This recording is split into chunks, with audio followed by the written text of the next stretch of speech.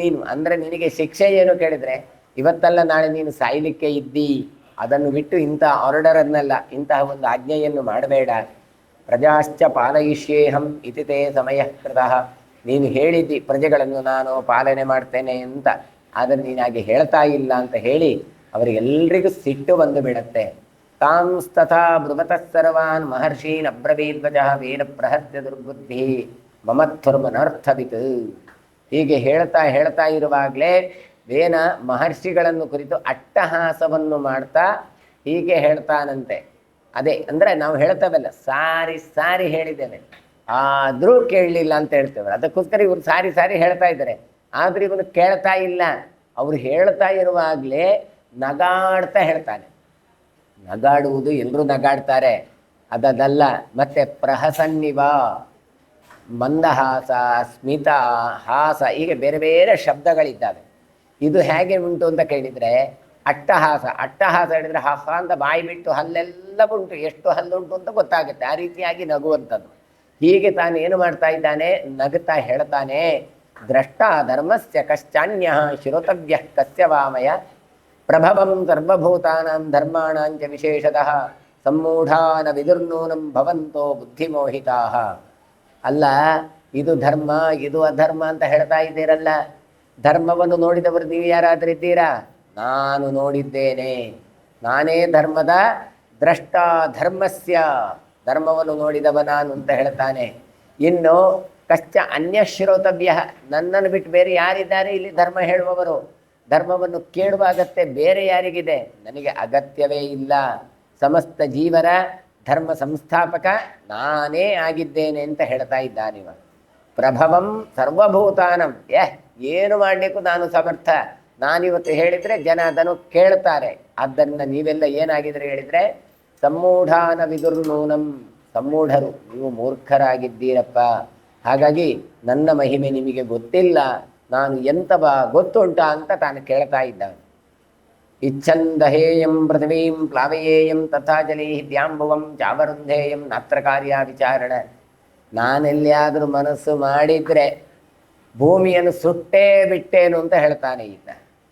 ನೀರಿನಲ್ಲಿ ಭೂಮಿಯನ್ನು ತೇಲಿಸಿ ಬಿಟ್ಟೇನು. ಪ್ಲಾವಯೇಯಂ ತಥಾ ಜಲೈ, ನೀರಿನಲ್ಲಿ ಭೂಮಿ ತೇಲಬೇಕು ಹೇಳಿದರೆ ನಾನು ತೇಲಿಸ್ತೇನೆ. ಅಷ್ಟು ಮಾತ್ರ ಅಲ್ಲ, ದ್ಯುಭುವಂ ಚಾವರುಂಧೇಯಂ, ದ್ಯುಲೋಕ, ನಾವೇನು ಇವತ್ತು ಅಂತರಿಕ್ಷ ಆಕಾಶ ಅಂತೆಲ್ಲ ಹೇಳ್ತಾ ಇದ್ದೇವಲ್ಲ, ಇದನ್ನೆಲ್ಲ ನಾನು ತಡೆದು ನಿಲ್ಲಿಸಬಲ್ಲೆ. ಇದರಲ್ಲಿ ಯಾರೂ ಕೂಡ ಸಂಶಯವನ್ನು ಪಡಬೇಡಿ ಅಂತ ಹೇಳ್ತಾನೆ. ಇದೆಲ್ಲ ಅಧಿಕಾರದ ಮದ, ಶಾಸ್ತ್ರ ಜ್ಞಾನ ಇಲ್ಲದರದ್ದು ಮದ ಅಂತ ಹೇಳ್ತಾರೆ. ಯದಾನ ಶಕ್ಯತೆ ಮಾನಾದವಲೇಪಾಚ್ಯ ಪಾರ್ಥಿವ ಅಪನೇತಂ ತದಾ ವೇನಂ ತತಃ ಕ್ರುದ್ಧ ಮಹರ್ಷಯ. ಆವಾಗ ಋಷಿಗಳಿಗೆ ಇವನ ಅತಿಯಾದಂಥ ಒಂದು ಅಭಿಮಾನ, ದುರಭಿಮಾನ ನೋಡಿ ತಡ್ಕೊಳ್ಳಿಕ್ಕಾಗಲಿಲ್ಲಂತೆ. ಅಪನೇತಂ ತದಾ ವೇನಂ, ಹಾಗಾಗಿ ಎಲ್ಲರೂ ಸೇರಿ ಇವನನ್ನು ತಡಿಲಿಕ್ಕಾಗಲಿಲ್ವ, ಇವನನ್ನು ಕಂಟ್ರೋಲ್ ಮಾಡಲಿಕ್ಕಾಗಲಿಲ್ಲ, ಇವನನ್ನು ಹಿಡಿತಕ್ಕೆ ತರಲಿಕ್ಕಾಗಲಿಲ್ವ. ಆಗ ಸಿಟ್ಟಾಗಿ ವೇನನನ್ನು ನಾಶ ಮಾಡಲಿಕ್ಕೆ ಮುಂದಾದ್ರಂತೆ. ಅದು ಹೇಗೆ? ಕ್ರುದ್ಧ. ನೋಡಿ, ಸಜ್ಜನರ ಕೋಪ ಎಷ್ಟು ಕೆಲಸ ಮಾಡತ್ತೆ ಅಂತ ಕೊಡ್ತಾರೆ.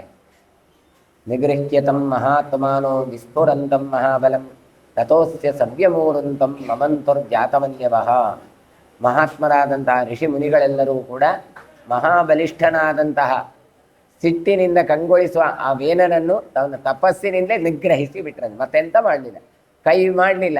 ಮತ್ತೇನು ಮಾಡಿದರು? ಒಂದು ಹುಂಕಾರ, ತಮ್ಮ ತಪಸ್ಸಿನ ಬಲದಿಂದಾಗಲೇ ಅವನನ್ನು ನಾಶ ಮಾಡಿಬಿಟ್ರು. ಸತ್ತು ಹೋಗುತ್ತಾನೆ ವೇನ ಅಂತದ್ದು ಶಬ್ದ.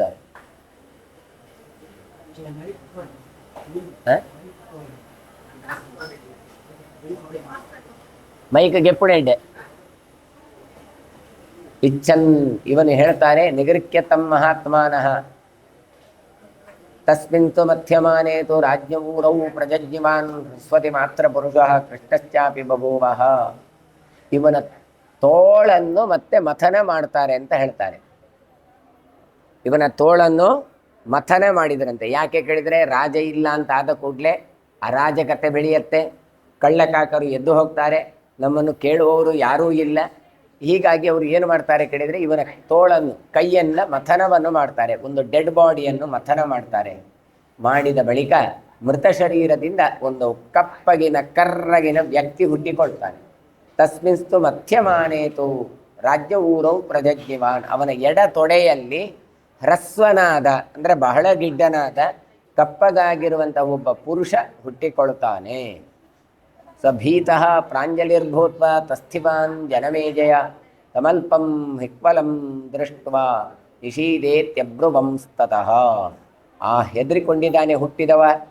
ಎಂಥದಪ್ಪ, ಎಲ್ಲಿವರೆಗೆ ಇಲ್ಲಿ ಇದ್ದೆ ಅಂತ ಗೊತ್ತಿಲ್ಲ, ಈಗ ಒಮ್ಮೆ ನಾನು ಬಂದಿದ್ದೇನೆ ಹೊರಗಡೆ, ನನಗೆ ಎಂತ ಆಗ್ತದೆ ಗೊತ್ತಿಲ್ಲ, ಒಂದಿಷ್ಟು ಜನ ಇದ್ದಾರೆ, ಋಷಿಗಳಿದ್ದಾರೆ, ಹಾಗಾಗಿ ನನ್ನನ್ನು ಏನು ಮಾಡ್ತಾರೋ ಏನು ಅಂತಲೇ ಗೊತ್ತಿಲ್ಲ. ಹಾಗಾಗಿ ತಾನು ಕೈ ಮುಗಿದುಕೊಂಡು ತಾನು ನಿಂತುಕೊಳ್ತಾನೆ. ಆಗ ಋಷಿಗಳೆಲ್ಲ ಹೇಳಿದ್ರಂತೆ, ಕೂತ್ಕೋ ಅಂತ ಹೇಳಿದ್ರಂತೆ, ನಿಷೀದ ಅಂತ ಹೇಳಿದ್ರಂತೆ. ಆ ನಿಷೀದ ಅಂತ ಹೇಳಿದ್ದೇ ತಡ ಅವನು ಏನು ತಿಳ್ಕೊಂಡು ಹೇಳಿದ್ರೆ ನನಗೆ ಹೆಸರೇ ಇಟ್ಟದ್ದು ಅಂತ ಇಟ್ಕೊಂಡ. ಓ, ನಾನು ನಿಷೀದ ಅಂತ ಅರ್ಥ ಮಾಡಿಕೊಳ್ತಾನೆ. ನಿಷೀದ ವಂಶಕರ್ತ ಸಬ್ಬಭೂವ ವದತಾಂಬರ ಧೀವರ ನಸೃಜಾಶ್ಚಾಪಿ ವೇನ ಕಲ್ಮಶ ಸಂಭವಂ. ಓ, ನಾನು ನಿಷೀದ. ಅಲ್ಲಿಂದ ನಿಷೀದ ಎನ್ನುವಂಥ ಒಂದು ಜಾತಿ ಹುಟ್ಟಿಕೊಂಡಿತು. ಅವರನ್ನು ಧೀವರ ಅಂತ ಕರೀತಾರೆ. ಧೀವರ ಅಂದರೆ ಚಾಂಡಾಲ ಎನ್ನುವ ಅರ್ಥ ಇದೆ. ಬೇಡರ ಜಾತಿಯವ ಅಥವಾ ನಾವಿಕರು, ದೋಣಿಯನ್ನು ದಾಟಿಸುವವರು, ಇವರಿಗೆಲ್ಲ ಇರುವಂಥದ್ದು. ಹಾಗಾಗಿ ಇವ ಏನು ತಿಳ್ಕೊಂಡ ಕೇಳಿದರೆ, ಓ, ಇದೊಂದು ನನ್ನ ಹೆಸರು ಅಂತ ತಿಳ್ಕೊಂಡ. ಹಾಗಾಗಿ ನಿಷೀದ ಅಂತ ಹೇಳಿದ್ರಿಂದ ಅಂತಹ ಒಂದು ಬೇಟೆಗಾರರ ಒಂದು ವಂಶದ ಕಾರಣೀಕರ್ತ ಈತನಾಗಿ ಬಿಡ್ತಾನೆ. ಚಾಂಡಾಲರಿಗೆ ಸೃಷ್ಟಿಕರ್ತನಾದ. ಏಚಾನ್ಯೇ ವಿಂಧ್ಯ ನಿಲಯಾ ತುಮುರಾರ್ತಥ ಅಧರ್ಮ ರುಚಯಸ್ತಾತ ವಿದ್ಧಿತಾನ್ ವೇನ ಸಂಭವಾನ್. ಇಷ್ಟೇ ಅಲ್ಲ, ಇನ್ನೂ ಕೆಲವರು ಏನಾದರೂ ಅಂತ ಕೇಳಿದರೆ, ಇದೆಲ್ಲ ಆಗುವಾಗ ವಿಂಧ್ಯವಾಸಿಗಳು, ತುಂಬುರರು, ಆಮೇಲೆ ತುಮುರರು, ಇದೆಲ್ಲವರೂ ಕೂಡ ಹುಟ್ಟಿಕೊಂಡ್ರು ಅಂತ ಹೇಳ್ತಾರೆ. ವೇನನಿಂದ ಹುಟ್ಟಿಕೊಂಡವರು ಇವರೆಲ್ಲ ಅಧರ್ಮ ರುಚಯಸ್ತಾತ ಅಂತ ಹೇಳ್ತಾರೆ. ಯಾರೆಲ್ಲ ಕೇಳಿದರೆ ಮ್ಲೇಚ್ಛರು. ನಾನು ಮ್ಲೇಚ್ಛರು ಅಂದರೆ ಹಿಂದೂ ಇತರರು ಅಂತ ಅರ್ಥ ಮಾಡಬೇಕು. ಇವ್ರಿಗೆ ಏನು ಇವರದ್ದು ಆಸಕ್ತಿ ಕೇಳಿದರೆ ಅಧರ್ಮ ರುಚಯ. ಹಾಗಾದರೆ ಇವತ್ತು ನಿನ್ನೆ ಹುಟ್ಟಿಕೊಂಡದ್ದಲ್ಲ ಇತರ ಧರ್ಮಗಳು, ಆ ಕಾಲದಲ್ಲೇ ಹುಟ್ಟಿಕೊಂಡಿದ್ದಾರೆ ಅಂತ ಹೇಳ್ತಾರೆ. ಹಾಗಾಗಿ ಅಧರ್ಮದಲ್ಲಿ ಅವರಿಗೆ ರುಚಿ. ನಾವು ಎಲ್ಲಿಯಾದರೂ ಧರ್ಮ ಮಾಡಿ ಹೇಳಿದರೆ ಇಲ್ಲ, ದನವನ್ನು ತಿನ್ನಬೇಡಿ ಹೇಳಿದರೆ ಅದೇ ಅವರಿಗೆ ರುಚಿಯಾಗಿರುತ್ತೆ. 3 ಹೊತ್ತು ಸ್ನಾನ ಮಾಡಿ ಹೇಳಿದರೆ ಸ್ನಾನ ಮಾಡೋದೇ ಅವರಿಗೆ ರುಚಿಯಾಗಿರುತ್ತೆ. ಇಂಥದ್ದು ಯಾವುದು ನಾವು ಧರ್ಮ ಅಂತ ಹೇಳ್ತೇವೋ ಅದರಲ್ಲಿ ಅವರಿಗೆ ರುಚಿ ಆಗೋದಿಲ್ಲ. ಹೀಗೆ ಧರ್ಮದಲ್ಲಿ ರುಚಿ ಇಲ್ಲದೇ ಇರುವಂತಹ ಹಿಂದೂಯೇತರ ವರ್ಗದವರು ಅಲ್ಲಿಂದ ವೇನನಿಂದ ಹುಟ್ಟಿಕೊಂಡ್ರು. ತತಃ ಪುನರ್ಮಹಾತ್ಮಾನ ಪಾಣಿಂಬೇನಸ್ಯ ದಕ್ಷಿಣಂ ಅರಣೀಮಿವ ಸಂರಬ್ಧ ಮಮಂತುರ್ಜಾತಮನ್ಯವಃ. ಇವರು ಋಷಿಗಳು ಅಲ್ಲೇ ಕೂತ್ಕೊಳ್ಳಿಲ್ಲ, ಅವರು ಆಲೋಚನೆ ಮಾಡಿದರು. ಈ ಶರೀರವನ್ನು ಮಥನೆ ಮಾಡುವಾಗ ಒಬ್ಬ ಕೆಟ್ಟ ವ್ಯಕ್ತಿ ಹುಟ್ಟಿಕೊಂಡ, ಅವನಿಂದ ಒಂದಿಷ್ಟು ಜಾತಿಗಳು ಹುಟ್ಟಿಕೊಂಡಿತು, ಒಂದಿಷ್ಟು ಅಧರ್ಮ ಮಾಡುವವರು ಹುಟ್ಟಿಕೊಂಡ್ರು. ಹಾಗಾದರೆ ಇನ್ನು ಮುಂದೆ ಮತ್ತೆ ನೋಡುವ ಏನಾಗುತ್ತೆ ಅಂತ. ಯಾವತ್ತೂ ಕೂಡ ಒಂದು ಕೆಲಸ ಮಾಡುವಾಗಲಿ, ಒಂದು ವ್ಯವಸ್ಥೆಗೆ ಹೋದಾಗ ಮೊದಲು ಕೆಟ್ಟದೇ ಅದು, ಆಮೇಲೆ ಒಳ್ಳೆಯದು ಬರುವುದು. ಸಮುದ್ರ ಮಥನ ಮಾಡಬೇಕಾದ್ರೆ ಮೊದಲು ಹುಟ್ಟಿಕೊಂಡದ್ದು ವಿಷವೇ, ಆಮೇಲೆ ಅಮೃತ ಬಂದದ್ದು. ಹಾಗಾಗಿ ತಾಳ್ಮೆಯನ್ನು ಕಳೆದುಕೊಳ್ಳದೆ ಮತ್ತೆ ಅವನ ಶರೀರವನ್ನು ಮಥನ ಮಾಡಿದರು. ತತಃ ಪುನರ್ಮಹಾತ್ಮಾನ ಪಾಣಿಂಬೇನಸ್ಯ ದಕ್ಷಿಣಂ. ಆಗ ಎಡದ್ದು ಮಾಡಿದರು. ಈಗ ಬಲದಕ್ಷಿಣ ಬಲತೋಳನ್ನು ಮಥನ ಮಾಡಲಿಕ್ಕೆ ಆರಂಭ ಮಾಡ್ತಾರೆ. ಅರಣೀಮಿವ ಸಂರಬ್ಧ ಮಮಂತುರ್ಜಾತಮನ್ಯವಃ. ಆಗ ಅರಣಿಯನ್ನು ಮಥಿಸುವ ಹಾಗೆ, ಅರಣಿ ಅಂದರೆ 2 ಮರದ ತುಂಡುಗಳನ್ನು ತಿಕ್ಕಿದ ಹಾಗೆ, ಮೊಸರು ತೊಳೆದ ಹಾಗೆ ಇವನ ಕೈಯನ್ನು ತೊಳಿಲಿಕ್ಕೆ ಆರಂಭ ಮಾಡಿದ್ರು. ಆಗ ಪೃತಸ್ತಸ್ಮಾನ್ ಸಮತ್ಪನ್ನ ಕರಜ್ವಲನಸನ್ನಿಭ ದೀಪ್ಯಮಾನ ಸ್ವಪುಷ ಸಾಕ್ಷಾದಗ್ನಿರಿವಜ್ವಲನ್. ವೇಲನ ಬಲತೋಳಿನಿಂದ ಬೆಳಗುವ ಶರೀರವುಳ್ಳ ಒಬ್ಬ ವ್ಯಕ್ತಿ ಹುಟ್ಟಿಕೊಳ್ತಾನೆ. ನೋಡಿದರೆ ಪೃಥ್ವಿ ಚಕ್ರವರ್ತಿ ಅಗ್ನಿ ಸದೃಶನಾದ. ಆಗ ಕಪ್ಪಗೆ ಇದ್ದ, ಅಂದರೆ ಆಗ ಸುಟ್ಟು ಬೆಂಕಿ ಇಲ್ಲದೇ ಇದ್ದರೆ ಕರಿ ಕಪ್ಪು, ಇದು ಬೆಂಕಿ ಇದ್ದರೆ ಉರಿಯುವಂತಹ ಒಂದು ಸಾಮರ್ಥ್ಯ ಇರುವಂಥದ್ದು. ಅಂದರೆ ಅಂತಹ ಒಂದು ಸಾಮರ್ಥ್ಯವುಳ್ಳಂತಹ ರಾಜ ಹುಟ್ಟಿಕೊಂಡ. ಆದ್ಯಮಾಜಗವಂ ನಾಮ ಧನುರ್ಗೃಹ್ಯ ಸಹಾರವಂ ಶರಾಂತ ದಿವ್ಯಾನ್ ರಕ್ಷಾರ್ಥಂ ಕವಚಂಚ ಮಹಾಪ್ರಭುಂ. ಪೃಥ್ವಿಚಕ್ರವರ್ತಿ ಉತ್ಪನ್ನ ಆಗಬೇಕಾದ್ರೆ ಆಜಗವಂ ನಾಮ ಧನುರ್ಗೃಹ್ಯ ಅಂತ ಹೇಳ್ತಾರೆ. ಆಜಗವ ಎನ್ನುವಂಥ ಧನುಸ್ಸನ್ನು ಹಿಡ್ಕೊಂಡು ಹುಟ್ಟಿದ್ದಾನೆ. ಎಲ್ಲಿಯಾದರೂ ಹುಟ್ಟಬೇಕಾದ್ರೆ ಬರುವಂಥದ್ದು. ಹಾಗಾದರೆ ಇವಾತ ಹಾಗೆ ಹುಟ್ಟಿಕೊಂಡಿದ್ದಾನೆ. ದಿವ್ಯವಾದ ಬಾಣಗಳನ್ನೆಲ್ಲ ಧಾರಣೆ ಮಾಡಿದ್ದಾನೆ.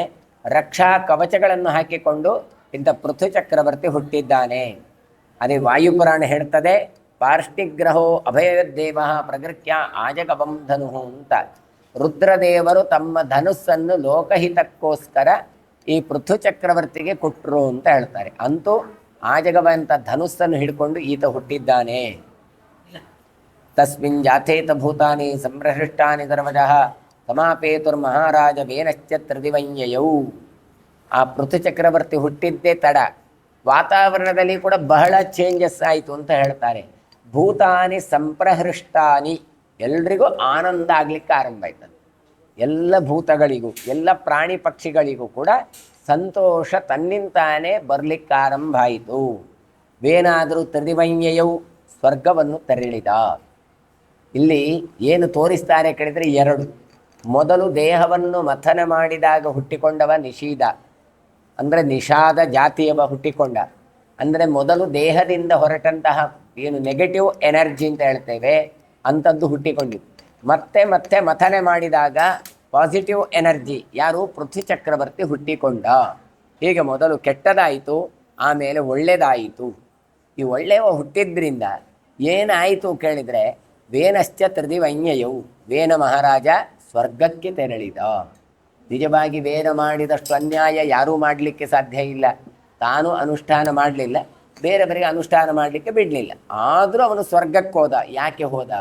ಯಾಕೆ ಹೇಳಿದರೆ ಸಮುತ್ಪನ್ನೇತು ಕೌರವ್ಯ ಸತ್ಪುತ್ರೇತು ಮಹಾತ್ಮನ ತ್ರಾತಸ್ಸ ಪುರುಷ ವ್ಯಾಗ್ರಹ ಪುನ್ನಾಮೋ ನರಕಾದ್ಯತಃ. ಸತ್ಪುತ್ರನಾದಂಥ ಪೃಥು ಚಕ್ರವರ್ತಿ ಹುಟ್ಟಿಕೊಂಡದ್ದಕ್ಕೆ ಅವನು ಸ್ವರ್ಗವನ್ನು ಏರಿದ. ಹಾಗಾದರೆ ಪುತ್ರ ಅಂದರೆ ಏನು? ಪುನ್ನಾಮ ನರಕಾತ್ರಾತಃ.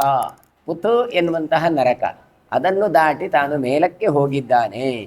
ಹಾಗಾದರೆ ಇವತ್ತು ಸಂತಾನ ಯಾಕೆ ಬೇಕು ಕೇಳಿದರೆ ಈ ನರಕವನ್ನು ದಾಟಿ ನಾವು ಮೇಲೆ ಹೋಗುವುದಕ್ಕೋಸ್ಕರ ಅಂತ ತಾವಿಲ್ಲಿ ಕೊಟ್ಟಿದ್ದಾರೆ. ಹಾಗಾಗಿ ಇಲ್ಲಿ ಒಂದು ಗೊತ್ತಾಗತ್ತೆ, ಒಳ್ಳೆಯ ಸಂತಾನ ಬಂದರೆ ಅವರ ಏಳು ತಲೆಮಾರು, ನಾವು ಹೇಳ್ತೇವೆ 21 ತಲೆಮಾರು ಅಂತ, ಅಂದು ನೇರವಾಗಿರುವಂಥ ವೇನ ಮೋಕ್ಷಕ್ಕೆ ಹೋಗ್ತಾನೆ ಅಂತ. ಆದರೆ ಆಚಾರ್ಯರು ಅದಕ್ಕೆ ಸಿದ್ಧಾಂತವನ್ನು ಕೊಡ್ತಾರೆ.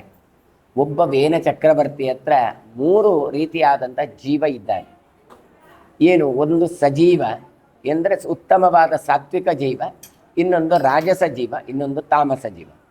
ತಾಮಸವಾಗಿದ್ದಂಥವನು ವೇನ, ಅವನೇ ಮುಂದೆ ಇವನಾಗಿ ಹುಟ್ಟಿಕೊಳ್ತಾನೆ, ವೇನ ನರಕಕ್ಕೆ ಹೋಗಿಕೊಳ್ತಾನೆ. ಸಾತ್ವಿಕದಂಥವೇನು ವೇನ ಇದ್ದಾನೆ, ಪೃಥ್ವಿ ಚಕ್ರವರ್ತಿಯ ಉತ್ಪತ್ತಿಗೆ ಕಾರಣ ಆದದ್ದರಿಂದ ಆತ ಸ್ವರ್ಗಕ್ಕೆ ಹೋಗ್ತಾನೆ, ಮೋಕ್ಷಕ್ಕೆ ಹೋಗ್ತಾನೆ. ಇನ್ನೊಬ್ಬ ತಾಮಸನಾದವ ರಾಜಸನಾದವ ಇದ್ದಾನೆ, ಅವನೇ ಈ ನಿಷಾದ ಬೇಟೆಗಾರನಾಗಿ ನಿಂತ. ಅಂದರೆ ಒಂದೇ ಇದರಲ್ಲಿ 3 ರೀತಿಯಾಗಿದ್ದಾರೆ. ಹಾಗಾಗಿ ಒಳ್ಳೆ ಸಂತಾನ ಮಾಡಿದ್ರಿಂದ, ತಾನು ಮಾಡುವ ಒಳ್ಳೆ ಕೆಲಸದಿಂದಾಗಿ ಯಾವ ಸಾತ್ವಿಕನಾದ ವ್ಯಕ್ತಿ ಇದ್ದಾನೆ ಆತ ಮೋಕ್ಷಕ್ಕೆ ಹೋಗ್ತಾನೆ. ಒಬ್ಬ ವ್ಯಕ್ತಿಯಲ್ಲಿ, ಒಬ್ಬ ಜೀವನಲ್ಲಿ, ಒಬ್ಬ ದೇಹದಲ್ಲಿ ಒಬ್ಬನೇ ಜೀವ ಇರಬೇಕಾಗಿಲ್ಲ, ಜೀವ ತ್ರೈವಿಧ್ಯವೂ ಪಿಡಿವಿನಲ್ಲಿ ಇತ್ತು ಅಂತ ಉಲ್ಲೇಖವನ್ನು ಕೊಡ್ತಾರೆ. ಹಾಗಾಗಿ ಇದು ಪದ್ಮಪುರಾಣಾದಿಗಳೂ ಕೊಡ್ತಾರೆ. ಹಾಗಾಗಿ ಒಬ್ಬ ವ್ಯಕ್ತಿಯಲ್ಲಿ ಒಬ್ಬನೇ ಒಳ್ಳೆ ಕೆಲಸವೂ ಇರ್ಬೋದು, ಕೆಟ್ಟದೂ ಇರ್ಬೋದು.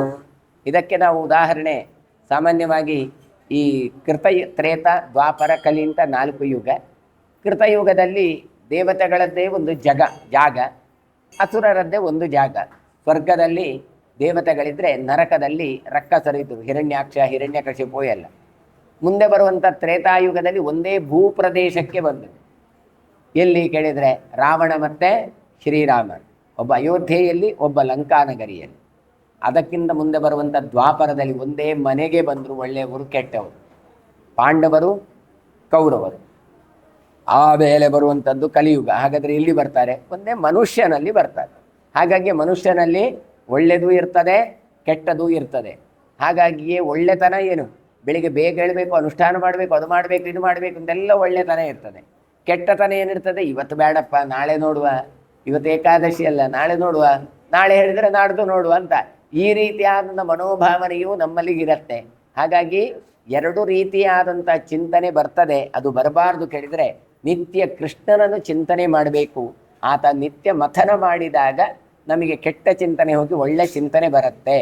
ಹಾಗಾಗಿ ಒಬ್ಬ ವ್ಯಕ್ತಿಯಲ್ಲಿ ಒಳ್ಳೆಯದು ಕೆಟ್ಟದ್ದು ಹೇಗೆ ಇರಬಹುದೋ ಅದೇ ರೀತಿಯಾಗಿ 3 ರೀತಿಯಾದಂಥ ಜೀವ ಈ ವೇನನಲ್ಲಿ ಇತ್ತು. ಅಲ್ಲಿದ್ದಂತಹ ಸಜ್ಜೀವ ಯಾರಿದ್ದಾನೆ ಅವನು ಮೋಕ್ಷಕ್ಕೆ ಹೋದ ಅಂತ ಅರ್ಥ ಮಾಡಬೇಕು.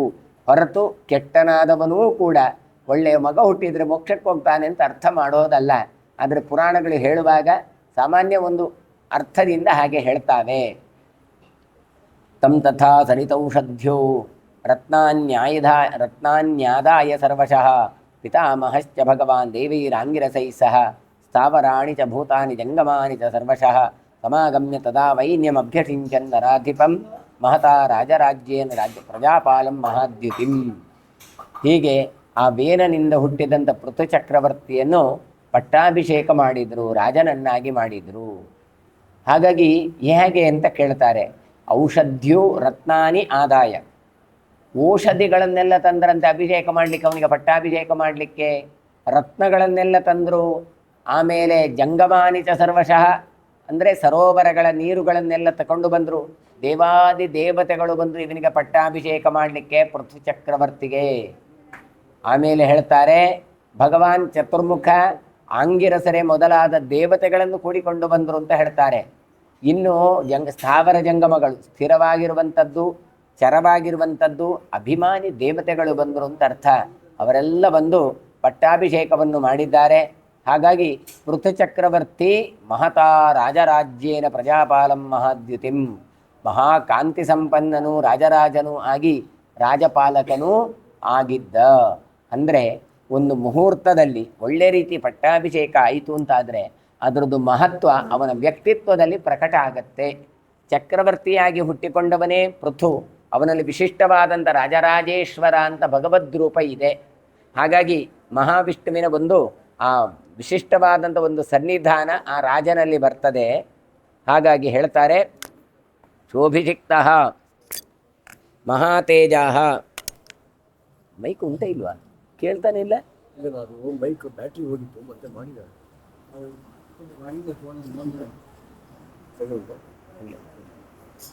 ಶೋಭಿಷಿಕ್ತಃ ಮಹಾತೇಜಾಹ ವಿಧಿವತ್ ಧರ್ಮಕೋವಿದೈಃ ಅಧಿರಾಜ್ಯೇ ತದಾ ರಾಜ ಪೃಥುರ್ವೈನ್ಯಃ ಪ್ರತಾಪವಾನ್. ಧರ್ಮಕೋವಿದರಾದಂತಹ ದೇವತೆಗಳು, ಕೋವಿದ ಅಂದರೆ ತಿಳ್ಕೊಂಡವರು, ಜ್ಞಾನಿಗಳು ಅಂತ ಅರ್ಥ. ಅವರು ಏನು ಮಾಡ್ತಾರೆ ಕೇಳಿದರೆ ವಿಧಿವತ್ತಾಗಿ ಇವನಿಗೆ ಅಭಿಷೇಕವನ್ನು ಮಾಡಿ ಅಧಿರಾಜ್ಯೇ ಮಹಾರಾಜ ಯುಗ ಅಂತ ಹೇಳಿಕೊಂಡು ಅವನಿಗೆ ಅಭಿಷೇಕ ಮಾಡಿ ಘೋಷಣೆಯನ್ನು ಮಾಡ್ತಾರೆ.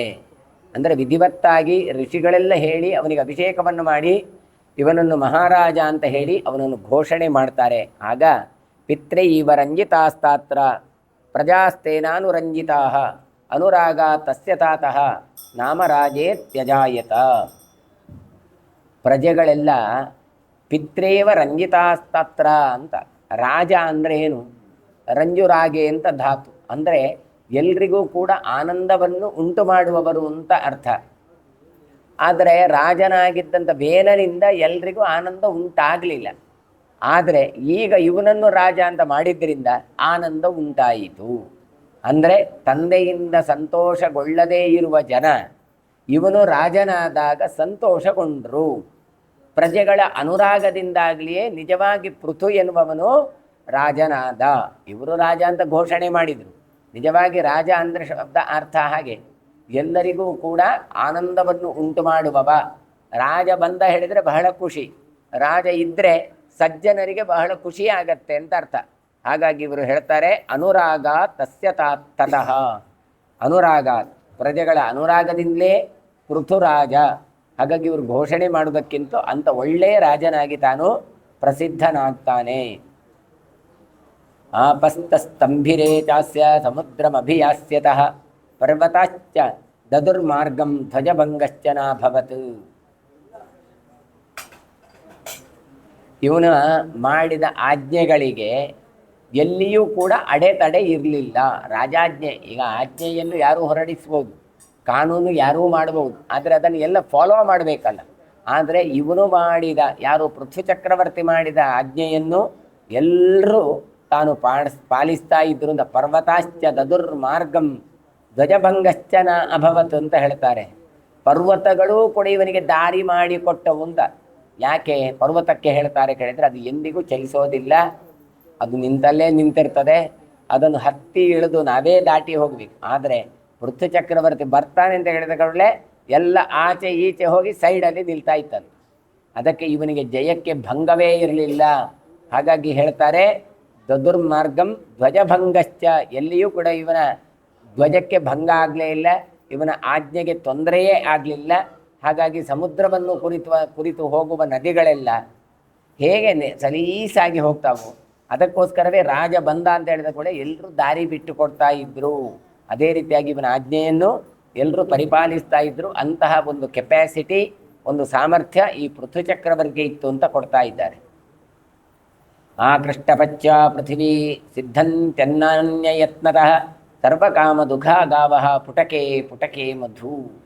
ಹೇಳ್ತಾರೆ, ಈ ಭೂಮಿ ಉಳುಮೆ ಮಾಡದೆಯೇ ಪೃಥು ಚಕ್ರವರ್ತಿಯ ಮಹಿಮೆಯಿಂದಾಗಿ ಒಳ್ಳೆಯ ಫಲವನ್ನು ನೀಡಿತು ಅಂತ ಕೊಡ್ತಾರೆ. ಗೋವುಗಳೆಲ್ಲ ಯಥೇಷ್ಟವಾದ ಹಾಲನ್ನು ಸುರಿಸಿದವು ಅಂತ ಹೇಳ್ತಾರೆ. ದೊಣ್ಣೆ ಪುಟಕೆ ಪುಟಕೆ, ಸಣ್ಣ ಸಣ್ಣ ದೊಣ್ಣೆ ತಟ್ಟೆಗಳು ಅಂತ ಹೇಳ್ತೇವಲ್ಲ, ಅವುಗಳಲ್ಲಿ ಒಳ್ಳೆಯ ಮಧು, ಜೇನುತುಪ್ಪವನ್ನೆಲ್ಲ ಪ್ರಜೆಗಳು ತಾವು ಅನುಭವಿಸ್ತಾ ಇದ್ದರು. ವೃಷಭಗಳಂತೂ ಬೀಜ ಒಡೆದು ಏನೊಂದು ಬಿತ್ತಿರ್ತಾರೆ, ನೇಗಿಲನ್ನು ಕಟ್ಟಿ ಹಿಂಸಿಸುವುದು ಅಗತ್ಯವೇ ಇಲ್ಲ, ತಾದರೂ ಕೂಡ ಬೆಳೆ ಬರಲಿಕ್ಕೆ ಆರಂಭ ಆಯಿತು ಅಂತ. ಆದರೆ ಇದು ಯಾವಾಗ ಕೇಳಿದರೆ ಮುಂದೆ ಹೀಗೆಲ್ಲ ಆಗತ್ತೆ, ಇವನು ತಾನು ಮಾಡಿದಾಗ ಹೀಗೆಲ್ಲ ಆಯಿತು ಎನ್ನುವಂಥದ್ದನ್ನು ಈಗ ವರ್ಣನೆ ಮಾಡ್ತಾ ಇದ್ದಾರೆ. ಆಕೃಷ್ಟಪಚ್ಚ ಪೃಥಿವಿ ಅಂತ ಅಂದರೆ ಭೂಮಿಯನ್ನು ಉಳಬೇಕು ಅಂತಲೇ ಇಲ್ಲ, ಅವರು ಬಿತ್ತಿದ್ರೆ ಸಾಕು, ಅಲ್ಲಿ ಒಳ್ಳೆಯ ಫಲ ಬರ್ತಾ ಇತ್ತು, ಒಳ್ಳೆಯ ವಸ್ತುಗಳು ಬರ್ತಾ ಇತ್ತು ಅಂತೇಳಿ. ಏತಸ್ಮಿನ್ನೇವ ಕಾಲೇತು ಯಜ್ಞೇ ಪೈತ ಪಿತಾಮಹ ಶುಭೆ ಸೂತಸ್ತುತ್ಯಾಂ ಸಮತ್ಪನ್ನ ಸದ್ಯ ಏವ ಮಹಾದ್ಯುತಿ. ಪೃಥು ಚಕ್ರವರ್ತಿಯ ಕಾಲದಲ್ಲಿಯೇ ಪ್ರಜಾಪತಿ ಅಂತ ಒಂದು ಯಾಗವನ್ನು ಮಾಡುವ ಒಂದು ಸಂದರ್ಭ ಬರುತ್ತೆ. ಹಾಗಾಗಿ ಅಲ್ಲಿ ಸೋಮಲತೆಯನ್ನು ಸೂತಃ ಸೂತ್ಯಾಂ ಸಮುತ್ಪನ್ನ, ಸೋಮಲತೆಯನ್ನು ಹಿಂಡುವ ಒಂದು ಪ್ರಸಂಗ ಬರುತ್ತೆ. ಹಾಗಾಗಿ ಸೋಮಲತೆಯನ್ನು ಹಿಂಡುವಾಗ ಅಲ್ಲಿ ಸೂತ ಎನ್ನುವಂಥ ಒಂದು ಜಾತಿ ಉತ್ಪತ್ತಿಯಾಯಿತು ಅಂತ ಕೊಡ್ತಾರೆ. ಹಾಗಾಗಿ ನಾವೇನು ಇವತ್ತು ಸೂತರು ಮಾಗಧೀರು ಅಂತ ಹೇಳ್ತೇವೆ, ಅದಕ್ಕೆಲ್ಲ ಕಾರಣೀಕರ್ತ ಇದೇ ಪೃಥು ಚಕ್ರವರ್ತಿ ಅಂತ ಕೊಡ್ತಾರೆ. ತಸ್ಮಿನ್ನೇವ ಮಹಾಯಜ್ಞೆ ಯಜ್ಞೆ ಪ್ರಾಜ್ಞೋಥಮಾಗಧಃ ಪೃಥೋ ಸ್ತವಾರ್ಥಂ ತೌ ತತ್ರ ಸಮಾಹೂತೌ ಮಹರ್ಷಿಭಿಃ. ಅಜೇ ಈ ಒಂದು ಪ್ರಜಾಪತಿ ಯಾಗವುಂಟಲ್ಲ, ಆ ಮಹಾಯಜ್ಞದ ನಡುವೆ ಮಾಗಧ ಎನ್ನುವಂಥ ಒಬ್ಬ ಜ್ಞಾನಿಯ ಉತ್ಪತ್ತಿ ಕೂಡ ಆಗತ್ತೆ ಅಂತ ಹೇಳ್ತಾರೆ. ಅವರು ಏನು ಮಾಡ್ತಾರೆ ಕೇಳಿದರೆ, ಆ ಮಹರ್ಷಿಗಳೆಲ್ಲ ಬಂದು ಸೂತ ಮತ್ತು ಮಾಗಧರು ಅಂತ ಪೃಥುವನ್ನು ಸ್ತೋತ್ರ ಮಾಡಲಿಕ್ಕೆ ಆರಂಭ ಮಾಡ್ತಾರೆ. ಹಾಗಾಗಿ ಅವರಿಗೆ ಆ ಎರಡು ಪೋಸ್ಟನ್ನು ಕೊಟ್ಟದ್ದು ಯಾರು ಕೇಳಿದರೆ ಈ ಪೃಥು ಚಕ್ರವರ್ತಿ, ಅಲ್ಲಿಂದ ಹೊಗಳು ಭಟರು ಅಂತ ಹುಡುವಾದದ್ದು ಅಂತ ಅರ್ಥ. ಹಾಗಾಗಿ ಸೂತ ಮಾಗಧರು ಆ ರಾಜನನ್ನು ಹೊಗಳ್ತಾ ಇದ್ರು. ತಾವೂಚುಹು ಋಷಯಃ ಸರ್ವೇ ಸ್ತೂಯತಾ ಮೇಷಪಾರ್ಥಿವಃ ಕರ್ಮೈ ತದನುರೂಪಂ ವಹ ಪಾತ್ರಂ ಚಾಯಂ ನರಾಧಿಪಃ. ಇವರೆಲ್ಲರೂ ಕೂಡ ಹುಟ್ಟಿಕೊಂಡಾಗ ಸೂತ ಮಾಗಧರಿಗೆ ಋಷಿಗಳು ಹೇಳಿದ್ರಂತೆ ಅಲ್ಲಿದ್ದವರೆಲ್ಲ, ಪೃಥು ಚಕ್ರವರ್ತಿಯನ್ನು ಸ್ತೋತ್ರ ಮಾಡಿ, ನಮ್ಮ ರಾಜನನ್ನು ಸ್ತೋತ್ರ ಮಾಡಿ ಅಂತ ಹೇಳಿ ಅವರು ಹೊಗಳಲಿಕ್ಕೆ ಶುರು ಮಾಡಿದರು. ಹಾಗಾಗಿ ಹೇಳ್ತಾರೆ, ನಿಮಗೆ ಈ ಕರ್ಮ ಯೋಗ್ಯವಾಗಿದೆ, ಹೊಗಳುವ ಕರ್ಮ ಕೆಲಸ ಯೋಗ್ಯವಾಗಿದೆ. ಹಾಗಾಗಿ ನಿಮ್ಮ ಹೊಗಳುವಿಕೆಗೆ ರಾಜನು ಯುಕ್ತನಾಗಿದ್ದಾನೆ, ಹಾಗಾಗಿ ನೀವು ಅಂಥ ಕೆಲಸ ಮಾಡಿ ಅಂತ ಅಲ್ಲಿಂದ ಸೂತ ಮತ್ತು ಮಾಗಧ ಎನ್ನುವಂತಹ ಒಂದು ವೃತ್ತಿ, ಒಂದು ಜಾತಿ, ಒಂದು ವ್ಯವಸ್ಥೆ ಹುಟ್ಟಿಕೊಂಡಿತ್ತು ಅಂತ ಕೊಡ್ತಾರೆ. ತಾವೂಚಸ್ತದಾ ಸರ್ವಾಂ ಸ್ಥಾವುಭೌ ಸೂತಮಾಗಧೌ ಆವಾಂ ದೇವಾನ್ ಋಷೀಂಶ್ಚೈವ ಪ್ರೀಣಯಾವಹ ಸ್ವಕರ್ಮಭಿಃ. ಹಾಗಾಗಿ ಆ ಸೂತಮಾಗಧರು ಎಲ್ಲರೂ ಕೂಡ ಋಷಿಗಳ ಹತ್ರ ಕುಳಿತು ಹೇಳಿದ್ರಂತೆ, ನಮ್ಮ ಕರ್ಮಗಳಿಂದ ನಾವು ದೇವತೆಗಳನ್ನು, ಋಷಿಗಳನ್ನು, ರಾಜನನ್ನು, ಭಗವಂತನನ್ನು ನಾವು ಸಂತೋಷಗೊಳಿಸ್ತೇವೆ. ಪ್ರೀಣಯಾವಹ ಸ್ವಕರ್ಮಭಿಃ, ನಮ್ಮ ಕೆಲಸ ಮಾಡಿದರೆ ನಾವು ಆ ಭಗವಂತನಿಗೆ ಇಷ್ಟ ಆಗುತ್ತೆ, ನಾವು ಅದನ್ನು ಮಾಡ್ತೇವೆ ಅಂತ ಹೇಳ್ತಾರೆ. ನ ಚಾಸ್ಯ ವಿದ್ಮ ವೈ ಕರ್ಮ ನ ಕಥಾ ಲಕ್ಷಣಂ ಯಶಃ ಸ್ತೋತ್ರಂ ಏನಸ್ಯ ಕುರ್ಮೋ ವೈ ರಾಜಸ್ತೇಜಸ್ವಿನೋನ್ಸ್ಯ ವೈ. ಋಷಿಗಳ ಹತ್ರ ಹೇಳ್ತಾರೆ ಈ ಸೂತಮಾಗಧರು, ಇವನ ಕಥೆಯನ್ನಾಗಿ, ಯಾರ್ದು ಪೃಥು ಚಕ್ರವರ್ತಿಯ ಕಥೆಯಾಗಲಿ, ಪೃಥು ಚಕ್ರವರ್ತಿಯ ಪೂರ್ಣ ಲಕ್ಷಣ ಆಗಲಿ, ಅಥವಾ ಅವನ ಸತ್ಕರ್ಮ ಆಗಲಿ, ಕೀರ್ತಿಯನ್ನಾಗಲಿ ನಮಗೆ ಪೂರ್ತಿ ಗೊತ್ತಿಲ್ಲಪ್ಪ. ವಿದ್ವೈ ನಚಾಸ್ಯ ವಿದ್ಮವೈ, ನಮಗೆ ಕರೆಕ್ಟಾಗಿ ಪೂರ್ತಿ ನಮಗೆ ಗೊತ್ತಿಲ್ಲ. ಹಾಗಿದ್ರೂ ಕೂಡ ನಾವು ತೇಜಸ್ವಿಗಳಾದಂತಹ ಈ ಪೃಥು ಚಕ್ರವರ್ತಿಯ ಸ್ತೋತ್ರವನ್ನು ನಮ್ಮ ಮಾತುಗಳಿಂದ ನಾವು ಮಾಡ್ತೇವೆ ಅಂತ ಹೇಳ್ತಾ ಇದ್ದಾರೆ. ಇದೆಲ್ಲ ಇವರು ಪೃಥು ಚಕ್ರವರ್ತಿ ಹುಟ್ಟಬೇಕಾದ್ರೇ ಕೂಡ ಅವನನ್ನು ಸ್ತೋತ್ರ ಮಾಡಿದ್ರು ಅಂತ ವಿಷ್ಣು ಪುರಾಣ ಇತ್ಯಾದಿಗಳಲ್ಲೆಲ್ಲ ಹೇಳ್ತಾರೆ. ರೇಭಿಸ್ತೌ ನಿಯುಕ್ತೌ ವೈ ಭವಿಷ್ಯೈ ಸ್ತೂಯತಾಮಿತಿ ಯಾನಿ ಕರ್ಮಾಣಿ ಕೃತವಾನ್ ಪೃತಃ ಪಶ್ಚಾತ್ ಮಹಾಬಲಃ ಸತ್ಯವಾಗ್ ದಾನಶೀಲೋಯಂ ಸತ್ಯಸಂಧೋ ನರೇಶ್ವರಃ ಶ್ರೀಮಾನ್ ಜೈತ್ರಃ ಕ್ಷಮಾಶೀಲಃ ವಿಕ್ರಾಂತೋ ದುಷ್ಟಶಾಸನಃ ಧರ್ಮಜ್ಞಶ್ಚ ಕೃತಜ್ಞಶ್ಚ ದಯಾವಾನ್ ಪ್ರಿಯಭಾಷಣಃ ಮಾನ್ಯೋ ಮಾನಯಿತಾ ಯಜ್ವಾ ಬ್ರಹ್ಮಣ್ಯಃ ಸತ್ಯಸಂಗರಃ ಶಮಃಶಾಂತಶ್ಚ ನಿರತೋ ವ್ಯವಹಾರಸ್ಥಿತೋ ನೃಪಃ. ಇವನನ್ನು ಏನು ಅಂತ ಸ್ತೋತ್ರ ಮಾಡಿದ್ರು ಅಂತ ಹೇಳ್ತಾರೆ. ಸೂತಮಾಗಧರನ್ನು ಪೃಥುಚಕ್ರವರ್ತಿಯ ಸ್ತೋತ್ರಕ್ಕಾಗಿಯೇ ನಿಯೋಜನೆ ಮಾಡಿದ್ರು. ಇವರ ಕೆಲಸವೇ ಇಷ್ಟು, ರಾಜಾಧಿರಾಜ ರಾಜ ಮಹಾಪರಾಕ್ರಮ ಅಂತೆಲ್ಲ ಹೊಗಳುವಂಥದ್ದು. ಮುಂದೆ ಇವರು ಮಾಡುವಂಥ ಕೀರ್ತಿ ಏನು ಅಂತ ಹೊಗಳಿ ಅಂತ ಹೇಳಿದಾಗ ಇವರು ಹೊಗಳುತ್ತಾರೆ. ಇಲ್ಲಿ ಏನು ಹೇಳ್ತಾರೆ ಕೇಳಿದರೆ ಪಶ್ಚಾನ್ ಮಹಾಬಲಃ ಅಂತ, ಅಂದರೆ ಈಗ ಈತ ಹೀಗೆ ಅಂತಲ್ಲ, ಮುಂದೆ ಏನು ಮಾಡ್ತಾನೆ ಎನ್ನುವಂಥದ್ದನ್ನು ಹೇಳಿ ಅಂತ. ಅಂದರೆ ಇವರಿಗೆ ಮೊದಲೇ ಮುಂದೆ ಈತ ಎಷ್ಟು ಪರಾಕ್ರಮಶಾಲಿ ಆಗ್ತಾನೆ ಎನ್ನುವಂಥದ್ದು ಗೊತ್ತು. ಹಾಗಾಗಿ ಋಷಿಗಳು ಹೇಳ್ತಾ ಇದ್ದಾರೆ ಇವನನ್ನು ಮುಂದೆ ಏನಾಗ್ತಾನೆ ಅಂತ ಹೊಗಳಿ ಅಂತ. ಹಾಗಾಗಿ ಇವರು ಹೊಗಳ್ತಾ ಇದ್ದಾರೆ. ಏನು ಹೇಳ್ತಾರೆ ಪೃಥ್ವಿ ಚಕ್ರವರ್ತಿ ಅಂದರೆ ಸತ್ಯವಾದ್, ಇವ ಸತ್ಯವನ್ನು ಮಾತಾಡುವವ. ಆಗ ತಾನೇ ಹುಟ್ಟಿದ ಮಗುವನ್ನು ಇವರೆಲ್ಲ ಸತ್ಯವಾಕ್ ಅಂತ ಹೇಳ್ತಾರೆ ಅಂತ ವಿಷ್ಣು ಪುರಾಣ ಕೊಡ್ತದೆ, ಪದ್ಮಪುರಾಣ ಕೊಡುತ್ತೆ. ಹಾಗಾದರೆ ಏನು ಕೇಳಿದರೆ ಇವನ ಜಾತಕದಲ್ಲಿ ಈ ಯೋಗ ಉಂಟು, ಅದನ್ನು ಹೇಳ್ತಾ ಇದ್ದಾರೆ. ಆಮೇಲೆ ಹೇಳ್ತಾರೆ ದಾನಶೀಲೋಯಂ, ಇವನು ಎಲ್ಲ ದಾನವೇ ಶೀಲ. ಶೀಲ ಅಂದರೆ ಏನು? ಕ್ಯಾರೆಕ್ಟರ್ ಅಂತ ಅರ್ಥ, ಅಭ್ಯಾಸ. ಯಾವುದಾದ್ರೂ ಕೆಲಸವನ್ನು ಮಾಡ್ತಾ ಮಾಡ್ತಾ ಮಾಡ್ತಾ ಹೋದ ನಂತರ ಅದು ಇಲ್ಲ ಅಂದರೆ ಅದು ನಮಗೆ ಏನೋ ಕಸಿವಿಸಿ ಆಗುತ್ತೆ. ಹೇಗೆ ಕೇಳಿದರೆ ಬೆಳಿಗ್ಗೆ ಎದ್ದು ಸ್ನಾನ ಮಾಡಿದ ಹಾಗೆ. ಎಷ್ಟೋ ಜನ ಬೆಳಿಗ್ಗೆ ಎದ್ದು ಸ್ನಾನವೇ ಮಾಡೋದಿಲ್ಲ, ಸಾಯಂಕಾಲ ಸ್ನಾನ ಮಾಡಿದರೂ ಆಗುತ್ತೆ, 3-4 ದಿನ ಬಿಟ್ಟು ಮಾಡಿದರೂ ಆಗುತ್ತೆ. ಆದರೆ ಚಿಕ್ಕದಿರುವಾಗ ಹುಟ್ಟಿದ ಮಗು ದಿನ ಸ್ನಾನ ಮಾಡತ್ತಾ? ಅದು ಮಾಡಲ್ಲ. ಮತ್ತು ನಾವು ಮಾಡಿಸ್ತೇವೆ, ದಿನ ಮಾಡಿಸ್ತಾ 1ನೇ ಕ್ಲಾಸು 2ನೇ ಕ್ಲಾಸಿನ ಮಕ್ಕಳಾಗುವಾಗ ಅವುಗಳು ಸ್ನಾನ ಮಾಡಲಿಕ್ಕೆ ಕೇಳೋದಿಲ್ಲ. ಮತ್ತೇನು, ನಿದ್ದೆಯಿಂದ ಎಬ್ಬಿಸಿ ನಾವೇ ಬಚ್ಚಲಲ್ಲಿ ನಿಲ್ಲಿಸಿ ಸ್ನಾನ ಮಾಡಿಸ್ತೇವೆ. ಈ ಮಾಡಿಸಿ ಅದರದ್ದು ಪ್ರಭಾವ ಎಷ್ಟಾಗತ್ತೆ ಕೇಳಿದರೆ, ಮುಂದೆ ಎಲ್ಲಿಯೋ ಪ್ರಯಾಣಕ್ಕೆ ಹೊರಟಾಗ ರೈಲಲ್ಲೋ ಬಸ್ಸಲ್ಲಿ ಹೋಗಿ ಬರಬೇಕಾದ್ರೆ, ಮನೆಗೆ ಬರಬೇಕಾದ್ರೆ 8:30-9 ಗಂಟೆ ಆಯಿತು ಅಂತ ಇಟ್ಕೊಳ್ಳುವ, ಯಾರೋ ಬಂದು ಮಾತಾಡಿದ್ರೆ ನೀವು 1 ನಿಮಿಷ ಕೂತ್ಕೊಳ್ಳಿ, ನಾನು ಮೊದಲು ಸ್ನಾನ ಮಾಡಿ ಬರ್ತೇನೆ ಅಂತ ಹೇಳ್ತೇವೆ. ಯಾಕೆ? ಅಭ್ಯಾಸ ಆಗಿ ಹೋಯಿತು. ಹಾಗಾದರೆ ಮಕ್ಕಳಿಗೆ ಅವರಿಗೆ ಏನೂ ಗೊತ್ತಿರೋದಿಲ್ಲ. ನಾವು ಪ್ರತಿನಿತ್ಯ ಅವುಗಳಿಗೆ ಸ್ನಾನ ಮಾಡಿಸಿ ದಿನಾ ಸ್ನಾನ ಮಾಡಲೇಬೇಕು. ಸ್ನಾನ ಇಲ್ಲದೆ ಜೀವನ ಇಲ್ಲ, ಸ್ನಾನ ಇಲ್ಲದೆ ಯಾವ ಕೆಲಸವೂ ಮಾಡಬಾರದು ಎನ್ನುವ ಸಂಸ್ಕಾರ ಕೊಟ್ಟಾಗ ಅದು ಅವರಿಗೆ ಶೀಲ ಆಯಿತು, ಕ್ಯಾರೆಕ್ಟರ್ ಅಂತಾಯಿತು, ಅಭ್ಯಾಸ ಆಯಿತು. ಒಂದು ದಿನ ಸ್ನಾನ ಇಲ್ಲದಿದ್ದರೆ ಏನಪ್ಪ ಏನೋ ಒಂಥರ ಆಗುತ್ತೆ. ಸ್ನಾನ ಮಾಡಿ ಬಂದರೆ ಹಬ್ಬ ಇವತ್ತು ಫ್ರೆಶ್ ಆಯಿತು ಅಂತ ಆಗತ್ತೆ. ಹಾಗೆ ಸ್ನಾನ ಎನ್ನುವಂಥದ್ದಕ್ಕೆ ಆಗ್ತದೆ ಅಂತ ಆದರೆ ಎಲ್ಲದೂ ಹಾಗೇ ಆಗಬೇಕು. ಅದಕ್ಕೋಸ್ಕರವೇ 8 ವರ್ಷದಿಂದ ಸಂಧ್ಯಾವಂದನೆಯನ್ನು ಕೊಟ್ಟರು. ಜಪ ಸಂಧ್ಯಾವಂದನೆಯನ್ನು ಮಾಡ್ತಾ ಒಂದು ದಿನವೂ ಅದನ್ನು ಬಿಟ್ಟರೆ ಅಯ್ಯೋ ಇವತ್ತು ಏನೋ ಬಿಟ್ಟಾಗೆ ಆಯಿತು, ಬಿಡಬಾರ್ದು ನಾನು ಎನ್ನುವಂಥ ಶೀಲ ಸ್ವಭಾವ ನಮಗೆ ಬರಬೇಕು. ಅದಕ್ಕೋಸ್ಕರ ಚಿಕ್ಕಂದಿನಿಂದ ಆರಂಭ ಮಾಡ್ತೇವೆ. ನಾವೇನು ಹೇಳ್ತೇವೆ, ಉಪನಯನ ಮಾಡಿ 7 ವರ್ಷ 8 ವರ್ಷಕ್ಕೆ ಹೇಳಿದರೆ ಪಾಪ ಅವನಿಗೆ ಒಂದು ಬಟ್ಟೆ ಹಿಂಡಲಿಕ್ಕೆ ಬರಲ್ಲ, ಅವನಿಗೆ ಮಾತಾಡಲಿಕ್ಕೆ ಬರಲ್ಲ, ಈಗ ಬೇಡಪ್ಪ ಇನ್ನೂ ದೊಡ್ಡದಾಗಲಿ ಅಂತ ಹೇಳ್ತಾರೆ. ದೊಡ್ಡದಾದ ನಂತರವೂ ಎಷ್ಟು ಜನರಿಗೆ ಈ ಸ್ವಭಾವವನ್ನು ಅಂಟಿಕೊಳ್ತೀರಿ? ಸಾಯಂಕಾಲದ ಸಂಧ್ಯಾವಂದನೆಯೇ ಎಷ್ಟೋ ಜನ ಮಾಡ್ತಾ ಇಲ್ಲ, ಆದರೆ ಮಾಡಲೇಬೇಕು ಅಂತ ಹೇಳ್ತಾರೆ. ಇದು ಶೀಲ ಆಗಬೇಕು.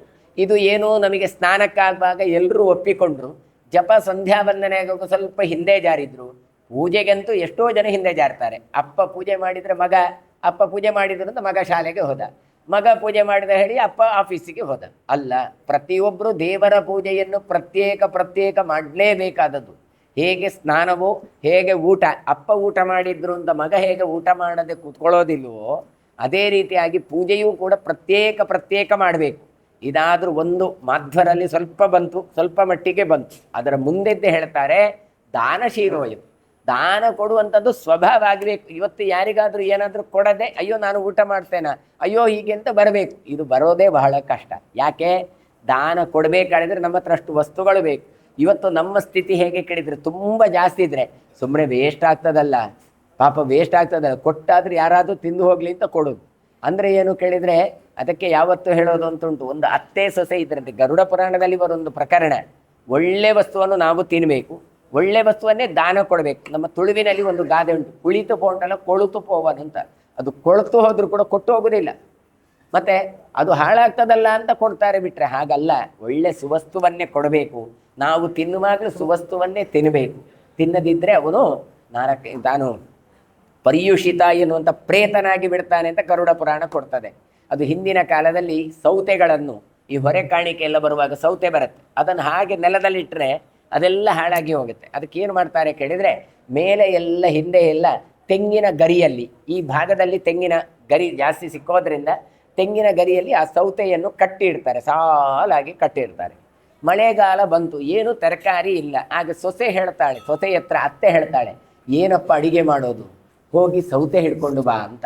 ಅವಳು ಹೋಗ್ತಾಳೆ, ಹೋಗಿ ಇವಳು ಹೇಳ್ತಾಳೆ ಹೋದ ಕೂಡಲೇ ಅತ್ತೆ, ನೋಡೋದ್ರಲ್ಲಿ ಸ್ವಲ್ಪ ಮೆತ್ತನೆ ಯಾವುದಾಗಿದೆ ಅದನ್ನು ಹಿಡ್ಕೊಂಡು ಬಾ ಅಂತ. ಇವಳು ಏನು ಮಾಡ್ತಾಳೆ, ಮುಟ್ಟಿ ಮುಟ್ಟಿ ನೋಡ್ತಾಳೆ, ಕೆಲವೆಲ್ಲ ಮೆತ್ತನೆ ಇರುತ್ತೆ, ಕೆಲವೆಲ್ಲ ಗಟ್ಟಿ ಇರುತ್ತೆ. ಇವಳು ಏನು ಮಾಡ್ತಾಳೆ, ಸೊಸೆ ಮೆತ್ತನೆ ಆಗಿರುವ ಸೌತೆಯನ್ನು ಹಿಡ್ಕೊಂಡು ಬರ್ತಾಳೆ, ಪದಾರ್ಥ ಮಾಡಿ.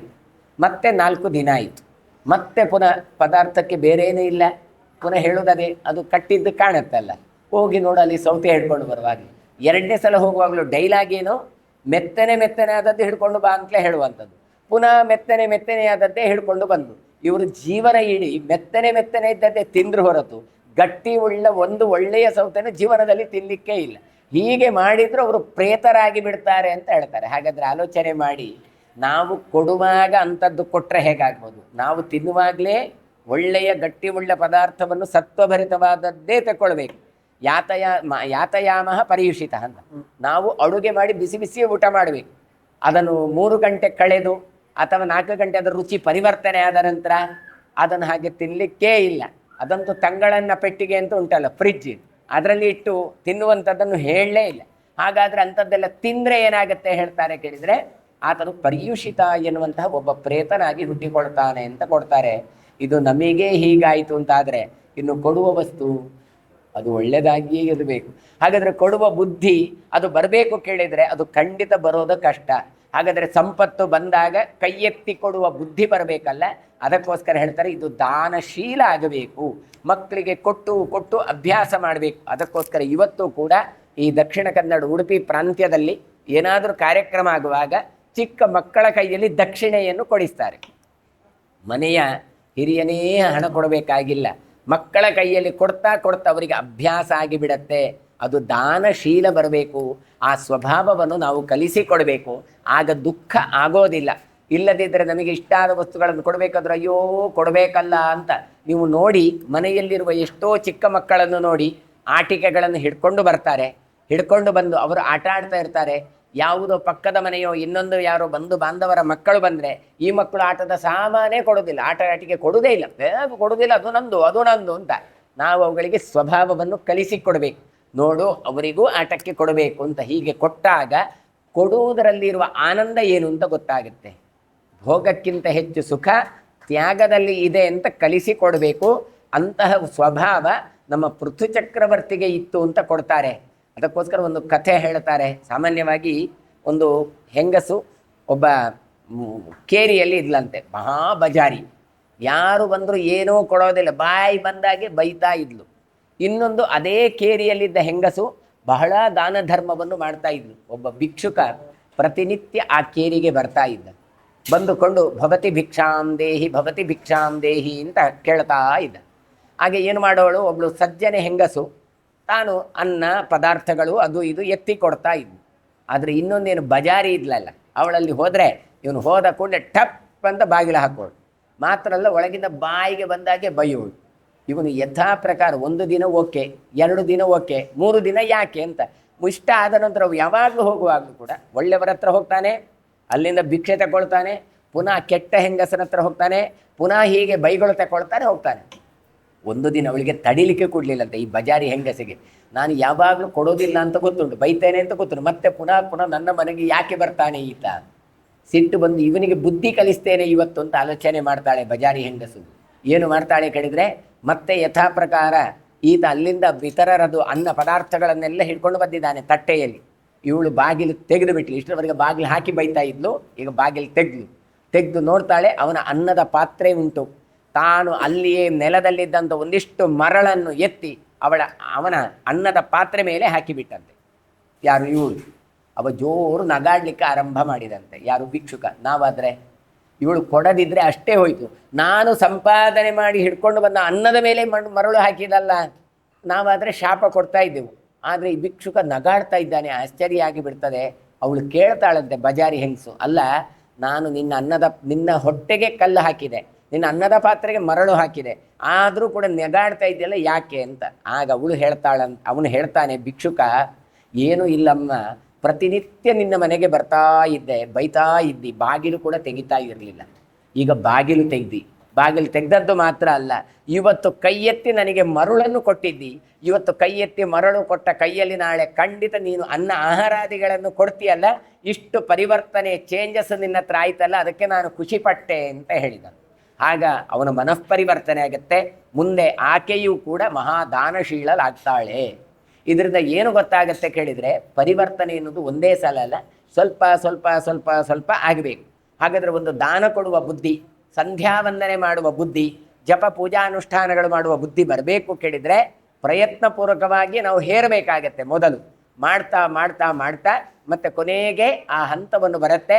ಅದು ಮಾಡದೇ ಇದ್ದರೆ ಏನೋ ಕಳ್ಕೊಂಡೆವು ಅಂತ ಆಗ್ತದಲ್ಲ, ಅದಕ್ಕೆ ಶೀಲ, ಅದಕ್ಕೆ ಕ್ಯಾರೆಕ್ಟರ್, ಅದಕ್ಕೆ ಸ್ವಭಾವ ಅಂತ ಕರೀತಾರೆ. ಅಂತಹ ಸ್ವಭಾವ ಪೃಥುಚಕ್ರವರ್ತಿ ಹತ್ರ ಇತ್ತು ಅಂತ ಹೇಳ್ತಾರೆ. ಸತ್ಯಸಂಧ ಅಂತ ಹೇಳ್ತಾರೆ. ಸತ್ಯಸಂಧ ಅಂದರೆ ಒಳ್ಳೆಯ ಸತ್ಯವನ್ನು ಹೇಳಿದ್ದು. ಸತ್ಯ ಹೇಳೋದು ಅಂತ ಕೇಳಿದ್ರೇ ಸ್ವಲ್ಪ ಕಷ್ಟ. ಒಂದೊಂದು ಶಬ್ದಗಳ ವಿಮರ್ಶೆ ಮಾಡಲಿಕ್ಕೆ ಹೋದರೆ ಬಹಳ ಹೊತ್ತು ಹೋಗುತ್ತೆ. ಸತ್ಯ ಅಂದರೆ ಇದ್ದದ್ದನ್ನು ಇದ್ದಾಗಿ ಹೇಳೋದು ಅಂತ ಅರ್ಥ ಅಲ್ಲ. ಮತ್ತೇನು ಕೇಳಿದರೆ ಸಜ್ಜನರಿಗೆ ಹಿತವಾಗಿರುವಂಥದ್ದನ್ನು ಹೇಳೋದು ಅಂತ ಅರ್ಥ. ಹಾಗಾದರೆ ಒಂದು ವಾಕ್ಯ ಹೇಳಿದ್ದರಿಂದ, ಒಂದು ಮಾತು ಹೇಳಿದ್ದರಿಂದ ಊರು ಲೋಕ ರಾಷ್ಟ್ರಕ್ಕೆ ಕ್ಷೇಮ ಆಗ್ತದೆ ಕೇಳಿದರೆ ಅದು ಸತ್ಯವೇ ಹೊರತು ಇದ್ದದ್ದನ್ನೇ ಇದ್ದ ಹಾಗೆ ಹೇಳುವಂಥದ್ದಲ್ಲ. ಹಾಗಾಗಿ ಸಮಯ ಸಂದರ್ಭ ನೋಡಿಕೊಂಡು ಇದಕ್ಕೆ ಅರ್ಥವನ್ನು ಮಾಡಬೇಕು ಅಂತ ಕೊಡ್ತಾರೆ. ರಾತ್ರಿ ಪಾಪ 12 ಗಂಟೆ ಆಗಿದೆ, ಅತಿಥಿಗಳು ಬರುವುದು ಹೇಳೇ ಇಲ್ಲ, ನೇರವಾಗಿ ಬಂದು ಬಿಟ್ಟರು ಮನೆಗೆ ಅಂತ ಇಟ್ಕೊಳ್ವ. ನಾವು ಬೈದುಕೊಂಡು ಬಾಗಿಲು ತೆಗಿತೇವೆ.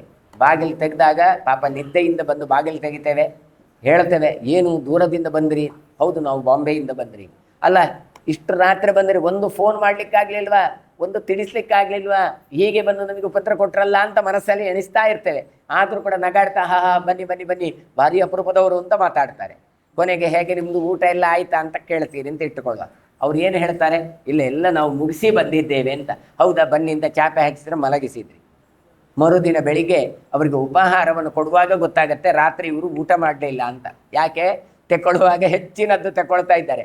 ಡೌಟ್ ಬಂದು ಕೇಳ್ತಾರೆ, ಅಲ್ಲ ನಿನ್ನೆ ರಾತ್ರಿ ನೀವು ಬಂದ್ರಲ್ಲ, ನಾವು ಕೇಳಿದ್ವಿ ಊಟ ಮಾಡಿದ್ರಂತ, ನೀವು ಊಟ ಮಾಡಲಿಲ್ವ ನಿನ್ನೆ ಅಂತ. ಇಲ್ಲ ಅಂತ ಹೇಳ್ತಾರೆ. ಹೇಗನ್ನಿಸ್ತದೆ?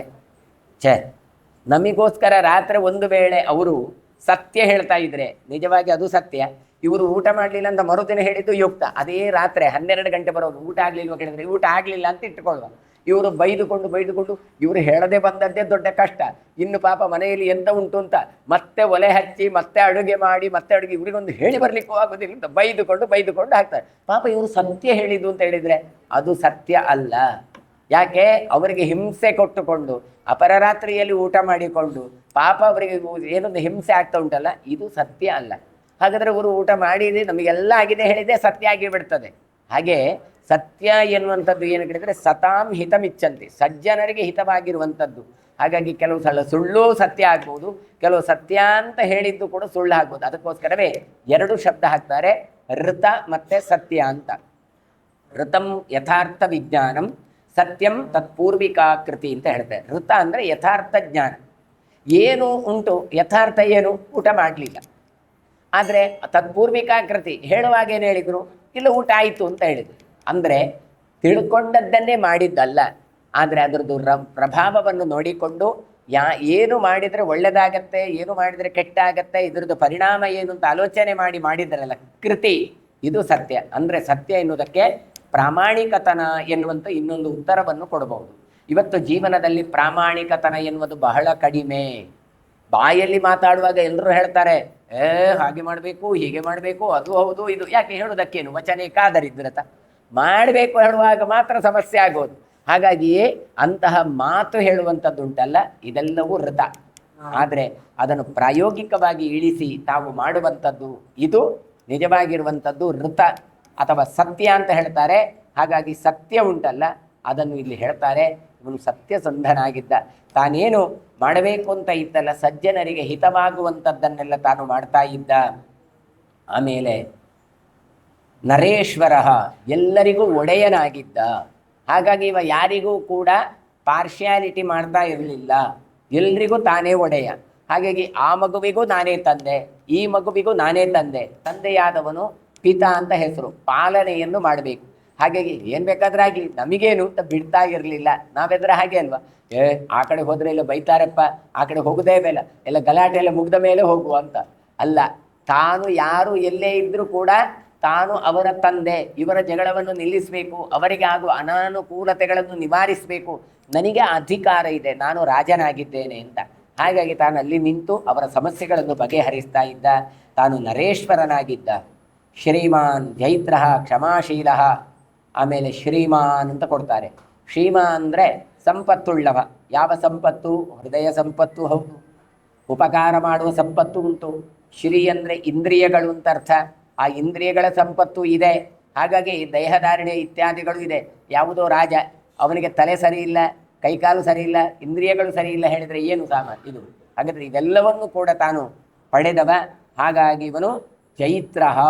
ಜೈತ್ರ ಅಂದರೆ ಜಯಶೀಲನಾಗಿದ್ದ. ಏನೇ ಕೆಲಸ ಮಾಡಲಿ ಆತ ಅದರಲ್ಲಿ ಜಯವನ್ನು ಪಡೀತಾ ಇದ್ದ. ಯಾಕೆ ಕೇಳಿದರೆ ದೇವರ ಇಚ್ಛೆ ಏನು ಅಂತ ತಿಳಿದು, ದೇವರ ಪ್ರೀತ್ಯರ್ಥವಾಗಿ, ದೇವರಿಗೆ ಇಷ್ಟ ಆಗುವ ಹಾಗೆ ತಾನು ಮಾಡಿದವ. ಹಾಗಾಗಿ ದೇವರು ಅದನ್ನು ನಡೆಸಿ ಕೊಡ್ತಾ ಇದ್ದು. ಯಾವ ಸ್ವಾರ್ಥವೂ ಇಲ್ಲದೆ ಪ್ರಜೆಗಳ ಹಿತವನ್ನು ಇಟ್ಟುಕೊಂಡು ಮಾಡ್ತಾ ಇದ್ದ.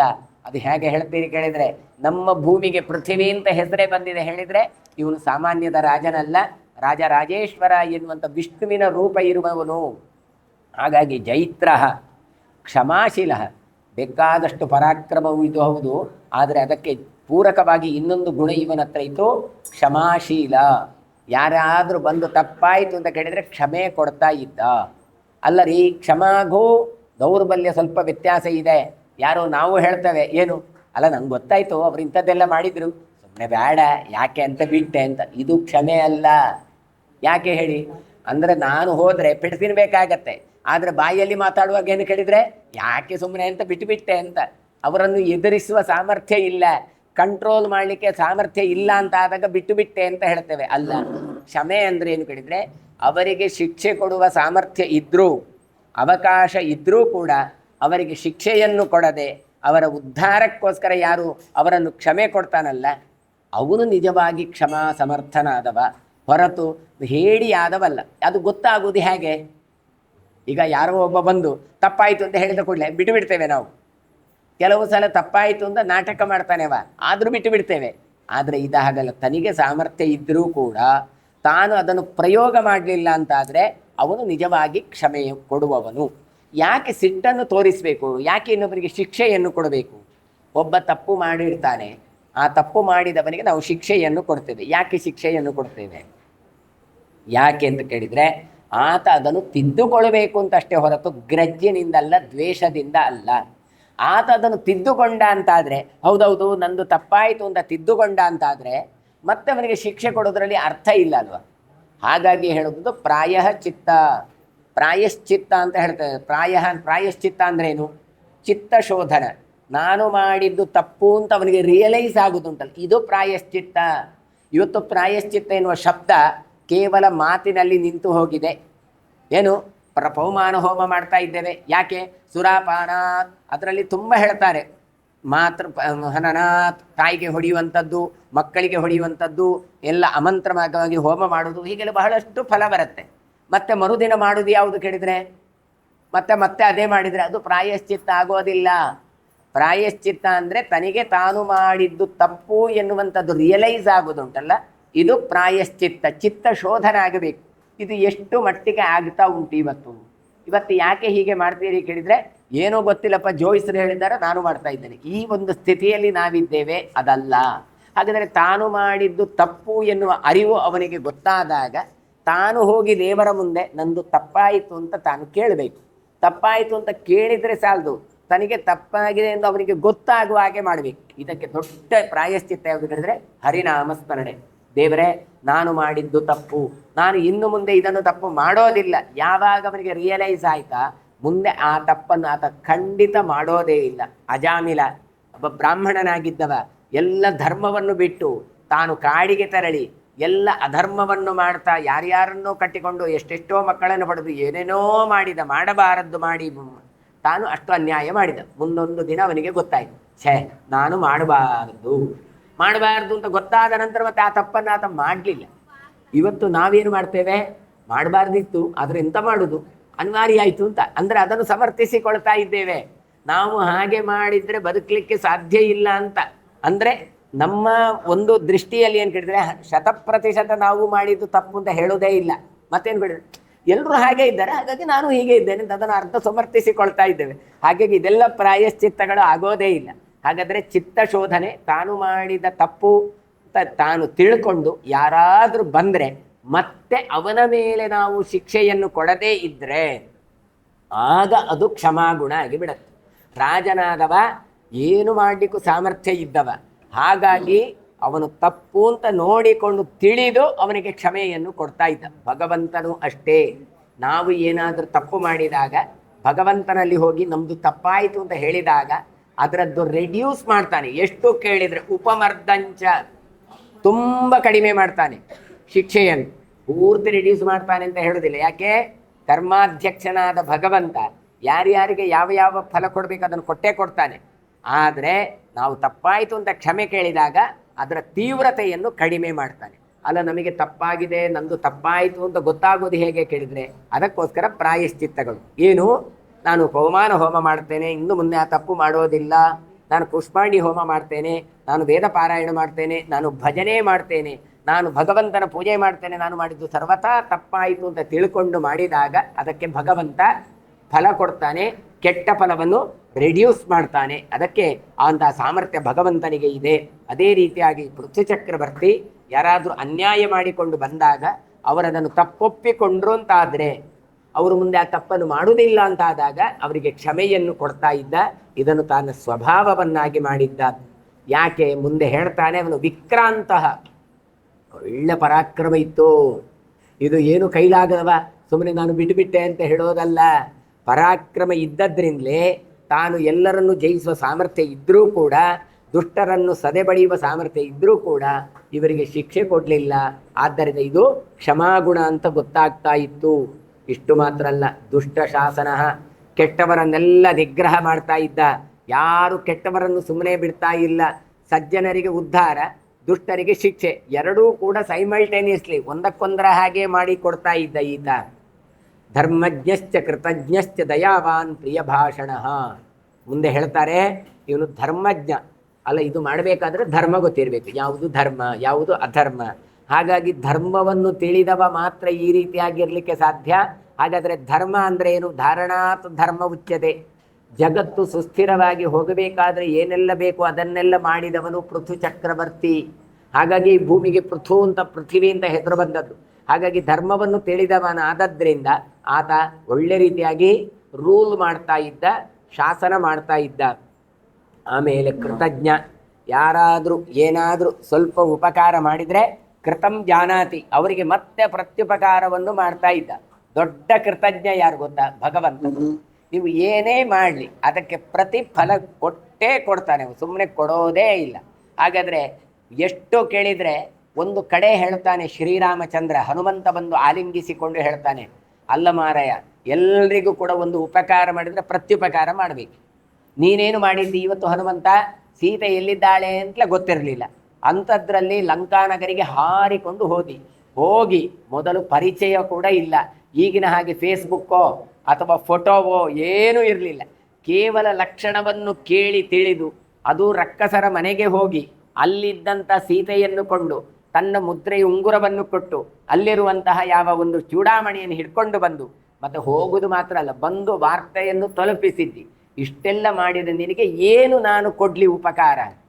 ಆಗಾಗ ಏನು ಹೇಳ್ತಾನೆ ಕೇಳಿದರೆ, ನನ್ನನ್ನೇ ನಿನಗೆ ಕೊಡ್ತೇನೆ ಬಿಟ್ಟರೆ ನನ್ನಿಂದ ಏನೂ ಕೊಡಲಿಕ್ಕೆ ಇಲ್ಲ. ಮಾತ್ರ ಅಲ್ಲ, ಪ್ರತಿಯೊಂದಕ್ಕೂ ಕೂಡ ಅವರು ಅವತ್ತು ಹೆಲ್ಪ್ ಮಾಡಿದ್ರಲ್ಲ, ಸೊ ನಾವು ಕೂಡ ಅವರಿಗೆ ಹೆಲ್ಪ್ ಮಾಡಬೇಕು. ಪ್ರತಿಯೊಂದುಂಟು, ಆದರೆ ನನ್ನಿಂದ ನಿನಗೆ ಪ್ರತ್ಯುಪಕಾರ ಆಗದೇ ಹೋಗಲಿ ಅಂತ ಹೇಳಿದಂತೆ. ಅಂದರೆ ಏನು ಕೇಳಿದರೆ, ಈಗ ಏನು, ನನ್ನ ಹೆಂಡತಿಯನ್ನು ನಾನು ಕಳ್ಕೊಂಡಿದ್ದೇನೆ, ಕಳ್ಕೊಂಡದ್ದನ್ನು ನೀನು ಹುಡುಕಿ ಕೊಟ್ಟಿದ್ದಿ, ಇದರದ್ದು ಉಪಕಾರ ಇನ್ನು ಯಾವಾಗ ನಾನು ತೀರಿಸಬೇಕು? ನೀನು ನಿನ್ನ ಹೆಂಡತಿ ಕಳ್ಕೊಂಡು ಹೋದರೆ ನಾನು ಹುಡುಕಿ ಕೊಟ್ಟರೆ ಅಲ್ಲಿಂದ ಬರಾಬರ್ ಸರಿಯಾಯಿತು ಅಂತ. ಆದರೆ ಅಂಥದ್ದು ಆಗೋದೇ ಬೇಡ. ನಿನ್ನ ಋಣ ನನ್ನ ಹತ್ರ ಉಳಿದು ಬಿಡ್ಲಿ ಅಂತ ಹೇಳ್ತಾನೆ ರಾಮಾಯಣದಲ್ಲಿ. ರಾಮಚಂದ್ರ ಆಲಿಂಗಿಸಿಕೊಂಡು ಹೇಳ್ತಾನೆ, ಹಾಗಾಗಿ ಮುಂದೆ ನಿನಗೆ ಏನು ಕೊಡ್ಬೋದು, ಬ್ರಹ್ಮ ಪದವಿಯಲ್ಲಿ ನಾನು ನೀಡಬಲ್ಲೆ ಅಂತ ಹೇಳ್ತಾನೆ. ಹಾಗಾಗಿ ವಾಲ್ಮೀಕಿಗಳೇ ಹನುಮಂತನನ್ನು ಬ್ರಹ್ಮ ಪದವಿಗೆ ಹೋಗುವವರು ಅಂತ ಹೇಳಿದ್ದಾರೆ. ಹೀಗೆ ಭಗವಂತ ಎಲ್ಲರದ್ದೂ ಕೂಡ ಯಾವ ಬ್ಯಾಲೆನ್ಸ್ ಇಟ್ಟುಕೊಳ್ಳೋದೇ ಇಲ್ಲ. ಆದರೆ ಹನುಮಂತನ ಹತ್ರ ಈ ಒಂದು ಮಾತು ಹೇಳ್ತಾನೆ, ನಿನ್ನದು ಮಾತ್ರ ಪ್ರತ್ಯುಪಕಾರವನ್ನು ನಾನು ತೀರಿಸೋದೇ ಇಲ್ಲಪ್ಪ ಅಂತ. ಆದರೆ ರಾಜನಾದವ ಯಾರಿಂದ ಉಪಕೃತನಾದರೂ ಕೂಡ ಅವರಿಗೆ ಮತ್ತೆ ಸಹಾಯವನ್ನು ಮಾಡ್ತಾನೆ. ಅಷ್ಟು ಮಾತ್ರ ಅಲ್ಲ, ಕೃತಜ್ಞಶ್ಚ ಅಂದರೆ ತಾನು ಅವರಿಗೆ ಪ್ರತ್ಯುಪಕಾರ ಮಾಡಲೇಬೇಕು ಅಂತಲ್ಲ, ನೆನಪಿಸಿಕೊಳ್ತಾನೆ ಅಂತ ಅರ್ಥ. ಯಾರು ಹೆಲ್ಪ್ ಮಾಡಿದ್ರು ಅವತ್ತು ಮಾತ್ರ, ಒಂದು 10 ರೂಪಾಯಿ ಕೊಟ್ಟದಕ್ಕೆ ಇವತ್ತು ದೊಡ್ಡ ಜನ ಆಗಿದ್ದಾನೆ, ಎಲ್ಲಿ ಹೋದ್ರೆ ಅದನ್ನು ನೆನಪಿಸಿಕೊಳ್ತಾರೆ, ಎಂದು ಕೂಡ ಮರೆಯೋದೇ ಇಲ್ಲ ಅಂತ ಅರ್ಥ. ದಯಾವಾನ್ ಪ್ರಿಯ ಭಾಷಣ, ಮತ್ತೆಲ್ಲರ ಹತ್ರವೂ ದಯೆ ಇದೆ. ದಯೆ ಇರುವಂಥದ್ದು ಹಾಗೆ ಕಾರುಣ್ಯ. ಎಲ್ಲ ಪ್ರಾಣಿ ಪಕ್ಷಿಗಳು ಪಾಪ ಅವರೊಳಗೂ ಭಗವಂತ ಇದ್ದಾನೆ. ಈ ದಯಾ ಎನ್ನುವಂಥದ್ದು ಯಾವಾಗ ಬರುತ್ತೆ ಗೊತ್ತಾ, ಅದರಲ್ಲಿ ಭಗವಂತನನ್ನು ಕಂಡಾಗ ಬರುತ್ತೆ. ನಾವು ಇಲ್ಲದಿದ್ರೆ ಅದು ಮಾಡುದು ಎದ್ದು ಬಿಡುವ ಅಂತ ಕಾಣುತ್ತದೆ. ಆದರೆ ಅದರ ಒಳಗಿದ್ದುಕೊಂಡು ಭಗವಂತ ಈ ರೀತಿಯಾಗಿ ಮಾಡಿಸ್ತಾ ಇದ್ದಾನೆ ಅಂತ ಆಗುವಾಗ ಅವುಗಳಿಗೆ ಶಿಕ್ಷೆ ಕೊಡುವ ಅಂತ ಅನಿಸೋದಿಲ್ಲ. ಅಥವಾ ಅವುಗಳಿಗೆ ಶಿಕ್ಷೆ ಕೊಡುವಾಗಲೂ ಕೂಡ ತಾನು ಸಿಟ್ಟುಕೊಂಡು ಕೊಡೋದಿಲ್ಲ. ಈಗ ನೋಡಿ, ಪೆಟ್ಟು ಕೊಡೋದು ತಪ್ಪಲ್ಲ.